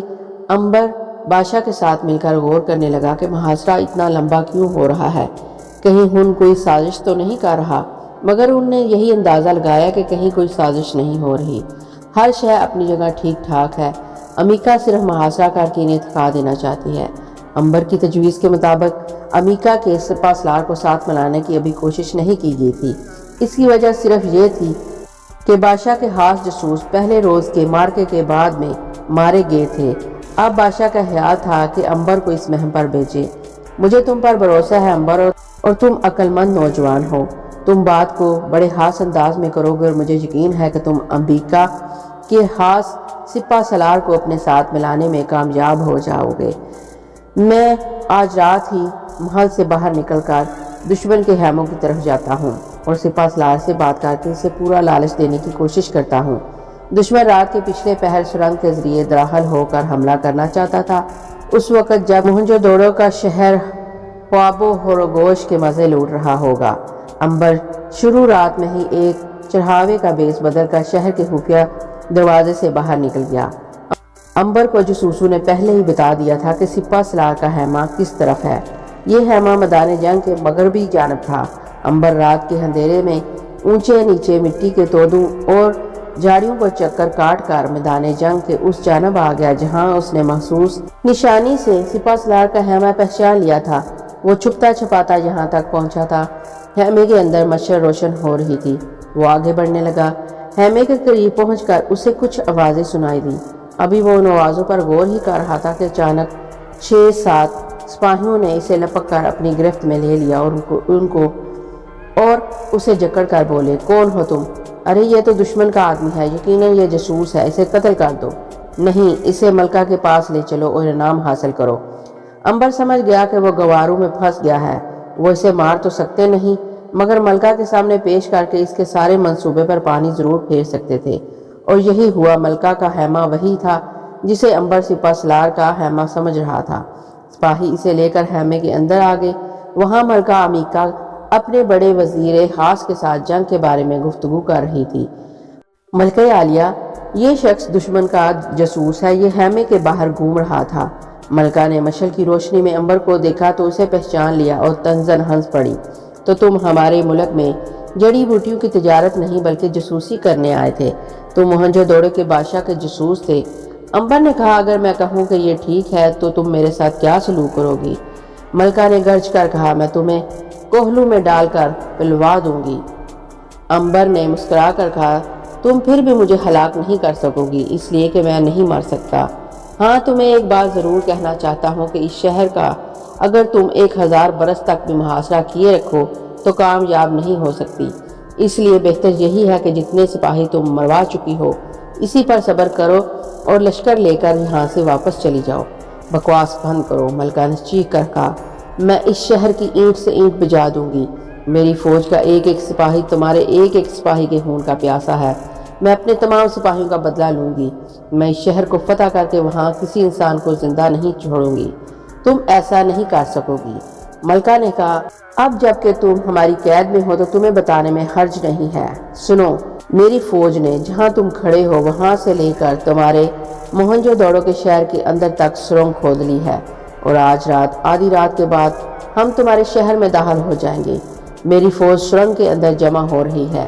بولو، اب کیا کہتے ہو تم؟ عنبر نے یہ سنا تو حیرت میں ڈوب کر رہ گیا۔ اگر ملکہ ٹھیک کہہ رہی تھی تو موہنجو دڑو کا بادشاہ بازی ہار گیا تھا، کیونکہ اگر ملکہ کا ٹڈی دل شہر کے اندر داخل ہو گیا تو وہ یقیناً شہر پر قبضہ کر لے گا۔ عنبر کو صدمہ ہوا کہ اس بارے میں انہوں نے کبھی غور نہیں کیا کہ یہ ہن قوم کے وحشی تو سرنگ کھودنے میں اپنا جواب نہیں رکھتے۔ ملکہ نے عنبر کی طرف اشارہ کر کے سپاہیوں سے کہا، اسے زنجیروں میں قید کر کے قید خانے میں ڈال دو۔ سپاہی آگے بڑھے، انہوں نے عنبر کے ہاتھوں پاؤں میں لوہے کی زنجیریں ڈالیں اور اپنے ساتھ لے کر خیمے سے باہر چلے گئے۔ ملکہ امیکا نے وزیر سے کہا، ایک پہر رات ڈھلنے کے بعد ہمیں شہر میں داخل ہو جانا چاہیے، میں اس سے زیادہ وقت ضائع نہیں کر سکتی۔ ملکہ عالیہ، ایک پہر تو ہمیں بہرحال انتظار کرنا ہوگا، ہم نے اپنے لشکر کو یہی وقت دیا ہے، اور سپہ سالار اس وقت شہر میں داخل ہونے والے پہلے دستے کی نگرانی کر رہا ہے۔ ٹھیک ہے، شہر کا دروازہ کھلتے ہی ہم اپنے باقی ماندہ لشکر کے ساتھ موہنجو دڑو میں فاتحہ کی حیثیت سے داخل ہوں گے۔ اور ملکہ دیر تک کہہ کے لگا کر ہنستی رہی۔ 4 میل لمبی اور کشادہ سرنگ میں ہن وحشیوں کا ایک دستہ داخل ہو چکا تھا، باقی دستے اس کے پیچھے پیچھے چلے آ رہے تھے۔ یہ ساری جنگی کارروائی رات کے اندھیرے میں اس قدر خاموشی اور رازداری کے ساتھ ہو رہی تھی کہ شہر کی فضیل کے اوپر کھڑے پہریداروں کو بالکل احساس نہیں ہو رہا تھا۔ بے شمار فوج سرنگ میں پہنچ کر رک گئی۔ ان سب کے پاس تلواریں، نیزے اور تیر کمان تھے۔ وہ سب کے سب موہنجو دڑو کے سپاہیوں اور لوگوں سے وحشیوں کی طرح اپنے مرے ہوئے سپاہیوں کا انتقام لینے پر تلے ہوئے تھے۔ سپہ سالار ان کی قیادت کر رہا تھا۔ عنبر نے اس سے ملاقات کرنے میں دیر کر دی تھی۔ اگر وہ آج رات کی بجائے ایک روز پہلے اس سے ملاقات کر لیتا تو شاید حالات کا رخ بدل جاتا، مگر اب تیر کمان سے نکل چکا تھا اور امیکا کی وحشی فوج موہنجو دڑو کے شہر کے نیچے پہنچ چکی تھی۔ دشمن کے سپاہیوں کا جو دستہ آگے تھا، انہوں نے زمین کو کھود کر غار کے اوپر ایک دروازہ بنا دیا تھا۔ سپہ سالار سب سے پہلے باہر نکلا۔ اس نے آدھا دڑ غار کے باہر نکال کر دیکھا کہ موہنجو دڑو کے شہری گہری نیند سو رہے ہیں۔ اس نے سپاہیوں کو باہر نکلنے کا اشارہ کر دیا۔ دیکھتے ہی دیکھتے سپاہی شہر کے اندر داخل ہو گئے۔ انہوں نے مکانوں کی دیواروں کے ساتھ ساتھ ہو کر شہر کی فصیل کی طرف بڑھنا شروع کر دیا۔ ایک جگہ انہوں نے ایک سپاہی کو پہرا دیتے دیکھا، اسے فوراً مار دیا گیا۔ دشمن چاروں طرف شہر کی فصیل اور دروازوں کی طرف بڑھ رہے تھے۔ قریب پہنچ کر انہوں نے وحشیوں کی طرح حلق سے چیخیں نکالی اور عام حملہ کر دیا۔ موہنجو دڑو کی فوج کے سپاہی دنگ رہ گئے کہ یہ بلا کہاں سے نازل ہو گئی۔ انہوں نے سارا بندوبست باہر سے دشمن سے مقابلہ کرنے کے لیے کر رکھا تھا، مگر دشمن اندر سے حملہ آور ہو گیا تھا۔ وہ بکھلا گئے تھے کہ ایک نے کھولتے ہوئے تیل کی کڑاہیوں کو اس طرح انڈیلا کہ ان کے اپنے ہی سپاہی جل بن کر خاک ہو گئے۔ بڑے گمسان کی جنگ شروع ہو گئی۔ شہزادے کو شاہی محل میں اطلاع ملی تو وہ گھبرایا ہوا محل کی دیوار پر چڑھ کر شہر میں دیکھنے لگا۔ ہر طرف کو حرام مچا ہوا تھا۔ ہن وحشی سرنگ کے ذریعے دھڑا دھڑ شہر میں داخل ہو رہے تھے۔ بادشاہ ہاتھ ملتا رہ گیا تھا۔ اس نے یہ منظر دیکھا تو باغی باغی شاہی محل میں بادشاہ کے پاس پہنچی اور پوچھا کہ امبر کہاں ہے۔ بادشاہ نے اسے بتایا کہ وہ سپاہ سالار سے بات کرنے شہر سے باہر دشمن کے کیمپ میں گیا تھا۔ تھائس سر پکڑ کر بیٹھ گئی۔ اس نے بادشاہ سے کہا، اے بادشاہ، اس وقت اگر کوئی تمہیں بچا سکتا تھا تو وہ امبر تھا، مگر تم نے اسے بھی خود شہر سے باہر بھیج دیا۔ اب کچھ نہیں ہو سکتا۔ بادشاہ نے پریشانی کے عالم میں کہا، تھائس، اگر تم کچھ کر سکتی ہو تو میں تمہارا احسان کبھی فراموش نہیں کروں گا۔ کیا تم کسی طرح امبر کو بلا سکتی ہو؟ یہ کیسے ممکن ہے بادشاہ سلامت، مگر میرا خیال ہے کہ اگر وہ دشمن کی قید میں ہے تو اسے ضرور معلوم ہو گیا ہوگا کہ ہن وحشی شہر میں داخل ہو گئے ہیں۔ وہ ضرور کچھ نہ کچھ کرے گا۔ وہ بیچارہ اکیلا انسان کیا کر سکتا ہے؟ ایسا نہیں ہے بادشاہ سلامت، میں نے اس اکیلے انسان کو ہزاروں کی فوج کے ساتھ مقابلہ کر کے فتح حاصل کرتے دیکھا ہے۔ اگر اس نے آپ کی مدد کرنے کا ارادہ کر لیا ہے تو شکست فتح میں بدل سکتی ہے۔ پھر مجھے بتاؤ میں کیا کروں؟ آپ محل کے سارے دروازے بند کروا دیں، دشمن ضرور اس طرف بھی آ رہا ہوگا۔ دروازوں کو فوراً بند کروا دیا گیا۔ میں کوشش کرتی ہوں کہ امبر کو یاد کر کے اس کے خیال میں اثر ڈالوں۔ بادشاہ نے حکم دے دیا کہ محل کے سارے لوہے کے دروازے بند کر دیے جائیں۔ دروازے اسی وقت بند کر دیے گئے اور محل کی دیواروں پر سپاہی تیر کمان لے کر چڑھ گئے۔ تھائس نے کمرے کے درمیان میں چوکی پر بیٹھ کر آنکھیں بند کی اور رب عظیم سے دعا مانگنے لگی۔ ادھر امبر کو پتہ چل گیا کہ امیکا کی فوج موہنجو دڑو کے شہر میں داخل ہو گئی ہے اور وہاں بڑے زوروں کی جنگ ہو رہی ہے، مگر چونکہ وحشی ہن اچانک داخل ہوئے تھے اس لیے یقینی بات تھی کہ ان کا پلڑا باری ہو۔ تھوڑی دیر میں شہر کے دروازے بھی کھلنے والے تھے، جہاں سے امیکا نے اپنی فوج کے ساتھ شہر میں فاتح کی حیثیت سے داخل ہونا تھا۔ امبر کو سب سے زیادہ خیال تھائس کا تھا، جو شاہی مہمان خانے میں تھی۔ اسے اچھی طرح معلوم تھا کہ ہن وحشی جب قتل و عام شروع کر دیتے ہیں تو کسی کو بھی زندہ نہیں چھوڑیں گے، وہ تھائس کو بھی ضرور قتل کر دیں گے۔ اس کے دل میں تھائس کو وحشی سپاہیوں سے بچانے کا جذبہ بڑی شدت سے بیدار ہو گیا۔ اس نے آنکھیں بند کر کے دونوں ہاتھ ہوا میں بلند کر کے دیوی بلتیس کی بہن کو آواز دی، ایک فلک شگاف کہکے کے ساتھ، جس کی آواز صرف امبر ہی سن سکتا تھا۔ دیوی اس کے سامنے آ کر کھڑی ہو گئی۔ اس نے کہا، میں جانتی ہوں تم نے مجھے کس لیے بلایا ہے۔ اگر تھائس کا خیال نہ ہوتا تو شاید میں ادھر کا رخ نہ کرتی، لیکن وہ ایک بے گناہ لڑکی ہے۔ اس نے مردوں کے ہاتھوں بڑے ظلم اٹھائے ہیں، میں اس کی مدد ضرور کروں گی۔ میں بھی یہی چاہتا ہوں دیوی کہ تھائس کو ظالم وحشیوں سے بچایا جائے، مگر یہ اسی صورت میں ہو سکتا ہے کہ سارے کے سارے وحشی ہون قوم کو موہنجو دڑو سے باہر نکال دیا جائے، کیونکہ اگر ایک بھی وحشی سپاہی وہاں رہا تو تھائس کی زندگی کو خطرہ ہے، اور پھر ان کی لاکھوں بے گناہ عورتوں اور بچوں کو بھی موہنجو دڑو میں آرام سے نہیں رہنے دیں گے، اور جنہوں نے کبھی کسی سے کچھ نہیں کہا۔ سنو امبر، میں تمہیں اس وقت تک کے لیے ایک ایسی طاقت عطا کرتی ہوں جب تک کہ موہنجو دڑو سے ہن وحشیوں کا صفایا نہیں ہو جاتا۔ تم دشمن کو شہر سے نکالنے یا انہیں ہلاک کرنے کے لیے جو چاہے گے وہی ہوگا۔ یہ لو میری انگوٹھی، اسے پہن لو۔ اب تم جس چیز کی خواہش کرو گے وہ پوری ہو جائے گی۔ انگوٹھی امبر کے حوالے کر کے دیوی غائب ہوگی۔ امبر نے انگوٹھی پہن لی۔ ابھی وہ چوکی سے اٹھا بھی نہیں تھا کہ 4 سپاہی اندر داخل ہوئے اور اسے گھسیٹتے ہوئے ملکہ امیکا کے خیمے میں لے گئے۔ امیکا نے کہکا لگایا اور کہا، اے کمینے جاسوس، اپنی جاسوسی اور ہن قوم کے ساتھ غداری کا انجام دیکھ لے۔ ہماری آدھی سے زیادہ فوج اس وقت تمہارے شہر میں داخل ہو کر قتل عام کر رہی ہے، اور شہر کے دروازے ہم پر بھی کھلنے والے ہیں۔ بول اب تو کیا کہتا ہے؟ امبر نے کہا، تمہاری موت قریب ہے ملکہ امیکا، اگر تم موت سے بچنا چاہتی ہے تو اسی وقت اسی جگہ سے گھوڑے پر سوار ہو کر اپنے ساتھیوں کے ہمراہ صحرائے گوبی کی طرف فرار ہو جا۔ اس کی گردن اتار دو، ملکہ نے جوش میں آ کر کہا۔ ایک سپاہی نے تلوار کھینچ کر پوری طاقت سے ماری، مگر خود منہ کے بل زمین پر گر کر تڑپ کر مار گیا۔ دوسرا آگے بڑھا، اس کا بھی یہی حشر ہوا۔ ملکہ نے تیسرے کو آگے بڑھ کر امبر کو ہلاک کرنے کا حکم دے دیا۔ تیسرا سپاہی بھی ابھی ایک قدم ہی چلا تھا اور وہی منہ کے بل گرا اور تڑپنے لگا۔ ملکہ امیکا بکھلا گئی کہ یہ کیا ہو رہا ہے۔ اس نے اپنے وزیر کو تیر کمان دے کر کہا، اس کا جسم تیروں سے چھلنی کر دو۔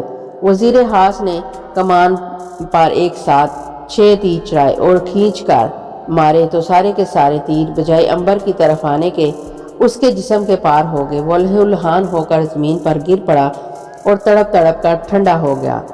انبر نے ہنس کر کہا، امیکا تیری موت تمہارے سر پر کھیل رہی ہے، تمہارے دن پورے ہو گئے ہیں، تو نے لوگوں کے ساتھ بڑے ظلم کیے ہیں، اب وقت آ گیا ہے تجھ سے گن گن کر بدلے لیے جائیں۔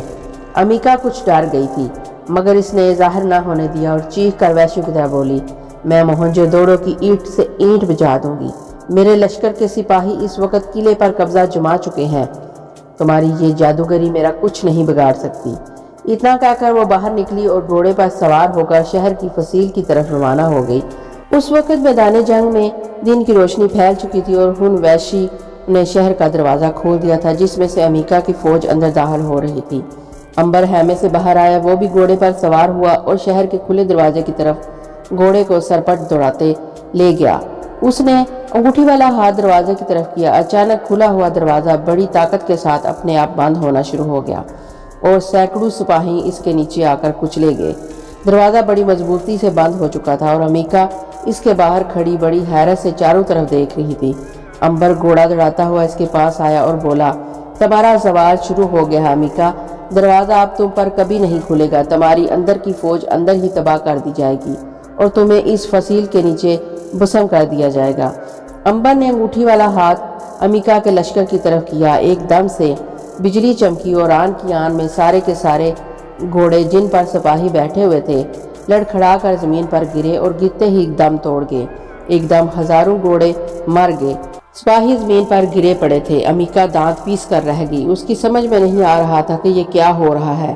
سپاہی نیزے لے کر انبر پر حملہ آور ہوئے، جو سپاہی نیزہ لے کر انبر کی طرف بڑھتا اپنے ہی نیزے سے ہلاک ہو کر تڑپنے لگتا۔ انبر نے امیکا کو زمین سے اٹھا کر اپنے گھوڑے پر ڈال دیا، وہ تڑپ کر کچلی مگر اپنی جگہ سے حرکت نہ کر سکی۔ اسے یوں محسوس ہوا جیسے اسے کسی نے پتھر کے ساتھ باندھ دیا ہے۔ ہن فوج کے سپاہیوں نے اپنی ملکہ کو بے بسی کے عالم میں دشمن کی قید میں دیکھا تو ایک دم انبر کی طرف جلگار کی طرح بڑھے۔ آسمان پر بجلی ایک بار پھر کڑکی اور شعلے نے لپکا ان سب کو جلا کر خاک کر دیا۔ انبر نے امیکا کو قید کر لیا، وہ شہر کے دروازے میں سے اندر داخل ہو گیا۔ شہر کے اندر ہر طرف ایک کوہرام برپا تھا۔ امیکا کی فوج نے شہر پر قبضہ کر لیا تھا اور اب شاہی محل کا دروازہ توڑ رہے تھے۔ امیکا نے چیخ مار کر اپنے سپاہیوں کو کچھ کہنا چاہا مگر آواز اس کے حلق میں اندر ہی اندر بند ہو کر رہ گئی۔ انبر نے انگوٹھی کو آسمان کی طرف بلند کیا، بجلی کی کڑک نمودار ہوئی، اس کے شور سے سارا شہر گونج اٹھا، مکانوں کے در و دیوار ہل گئے۔ اس کے ساتھ ہی امیکا کا لشکر کا ایک ایک سپاہی جہاں تھا وہیں کا وہیں کھڑا رہ گیا۔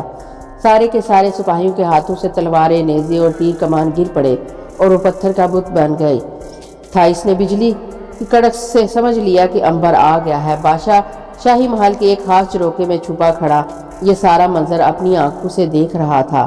وہ حیران تھا کہ ایک ہی پل میں سارے کے سارے سپاہی پتھر کا بت کس طرح بن گئے۔ انبر گھوڑے سے امیکا کو لے کر شاہی محل کے دروازے پر آ کر رک گیا۔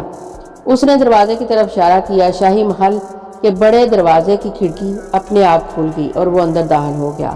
بادشاہ اپنے درباریوں اور سپہ سالار کے ساتھ آگے بڑھ کر انبر کا خیر مقدم کو آیا۔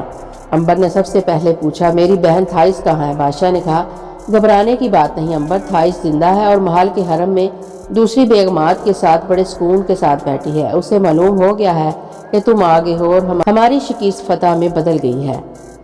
انبر بادشاہ اور درباریوں کے ساتھ شاہی محل کے حرم میں آ گیا اور وہاں تھائس سے ملاقات کی۔ تھائس کو زندہ سلامت دے کر اس کی جان میں جان آئی، کیونکہ اس کی آمد سے پہلے اگر کوئی سپاہی محل میں داخل ہو کر اسے ہلاک کر دیتا تو وہ اس کی مدد نہیں کر سکتا تھا۔ بادشاہ بے حد حیران تھا کہ انبر نے یہ کیا کمال کر دیا کہ دشمن کے اوپر اٹھے ہوئے ہاتھ کو پتھر کر دیا۔ اس نے انبر سے پوچھنے کی کوشش کی مگر انبر نے صرف اتنا کہا، اے بادشاہ، یہ رب عظیم کا تم پر فضل ہوا ہے، اس لیے اب تم پر لازم ہے کہ رعایا کے ساتھ ناانصافی اور ظلم نہ کرو، ہر شخص کو اس کا حق دو اور گناہوں سے توبہ کرو، ورنہ اس شہر پر اگر پھر کوئی تباہی آئی تو لوگ اسے ہمیشہ مردوں کا شہر کہہ کر پکارا کریں گے۔ بادشاہ نے وعدہ کیا کہ وہ ہمیشہ ایک انصاف پسند اور نیک دل بادشاہ بن کر رعایا پر حکومت کرے گا، کبھی کسی غریب کے ساتھ ظلم نہیں ہونے دے گا، جو کوئی ایسا کرے گا اسے عبرتناک سزا دی جائے گی۔ अंबर ने अमीका को शाही फौज के हवाले किया और खुद अपनी बहन थाइस को लेकर अपनी हवेली की तरफ चल पड़ा। शाही जादूगर की मौत के बाद उसका शागिर्द अंदूब इंतकाम लेने की फिक्र में था। अंदूब असल में तिब्बत का रहने वाला था। वो छोटा सा था कि उसके माँ बाप मर गए। उसे उसके चचा ने पाला जो तिब्बत के शाही मंदिर में पुजारी था। अंदूब जब बड़ा हुआ तो उसने तिब्बत के पुजारियों से काला इल्म और जादू वगैरह सीखना शुरू कर दिया। चचा के मरने के बाद अंदूब अकेला रह गया। दूसरे पुजारियों ने मंदिर पर कब्जा करके लिया और अंदूब को निकाल दिया। वो तिब्बत से गिरता पड़ता सफ़र की मुसीबतें उठाता बर्दाश्त करता हुआ गंधहारा से होता हुआ मोहनजोदारो आ गया। शहर इन दिनों बहुत तरक्की याफ्ता था और यहाँ के जादूगर मुल्क मुल्क में मशहूर थे। अंदूब यहाँ के शामी जादूगर का शागिर्द हो गया। अभी इसे शागिर्दी की ये दूसरा साल ही था कि अंबर के साथ इसके उस्ताद का मुकाबला हुआ जिसमें अंदूब का उस्ताद मारा गया। अंदूब को मरते वक्त उसके उस्ताद कह गया था कि अंबर से जो कि मेरा दुश्मन है इंतकाम ज़रूर लेना। इस वक्त तो अंदूब अपने एक साथी शागिर्द के साथ भाग गया था, मगर उसके दिल में इंतकाम की आग उसी तरह भड़क रही थी। दूसरे शागिर्द ने यह कहकर तांजना की राह ली कि वहाँ जाकर किस्मत आजमाई करेगा, मगर अंदूब ने फैसला कर लिया था कि जब तक अंबर से अपने उस्ताद की मौत का बदला नहीं लेगा चैन से नहीं बैठेगा। वो बेस बदल कर मोहनजोदड़ो में वापस आ गया था। हुन कौम के हमले के वक्त भी वो मोहनजोदड़ो में ही था और शहर से बाहर वाले वीरान मंदिर में छुपा हुआ था। जब अमीका को शिकस्त हो गई तो वो मंदिर से बाहर निकल आया। उसे मालूम था कि शाही जादूगर अंबर ने शाही पुजारी को भी हलाक करवा दिया है। उसके दिल में अंबर के खिलाफ नफरत पैदा हो गई। उसने फ़कीर का बेस बदल लिया और अंबर की तलाश में फिरने लगा। अंबर शाही महल में ज़्यादा वक्त गुजारता था और अंदूब एक फ़कीर के बेस में शाही महल में दाखिल नहीं हो सकता था। इसने ये पता करा लिया था कि अंबर के पास इसकी बहन थाइस दोबारा वापस आ गई है और दोनों बहन भाई शाही मेहमान खाने से उठकर अपनी पुरानी हवेली में आ गए हैं। अंदूब के लिए अब आसानी पैदा हो गई थी। शाही महल खाने की निस्बत हवेली में वह ज़्यादा आसानी से अंबर के खिलाफ कोई इंतकामी कार्रवाई कर सकता था। अंबर का वो इसलिए कुछ नहीं कह सकता था कि वो इससे बड़ा जादूगर था जिसने उस्ताद को अपने जादू से हलाक कर दिया था। वो शागिर्द को क्या समझेगा भला।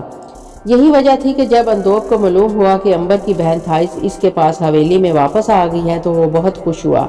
अंबर से इंतकाम लेने का वक्त आ गया था। वो थाइस को अगवा करके अपने साथ वापस तिब्बत ले जाकर अंबर से अपने उस्ताद की मौत का बदला लेना चाहता था। तिब्बत में अब जिस पुजारी का असरो रसूख था वो अंदूब के चचा का दोस्त था। इसे पूरी उम्मीद थी कि थाइस को वहाँ से ले जाकर वो बड़े पुजारी से मिलकर इसे लोन देवता के बुतों के सामने कुर्बान करा सकता है। तो प्यारे लिस्टनर्स, यहाँ तक की कहानी आपको कैसी लगी? अपनी राय का इजहार कमेंट बॉक्स में ज़रूर करिएगा, क्योंकि आपकी राय मेरे लिए बहुत कीमती है। मुझे सपोर्ट करिएगा।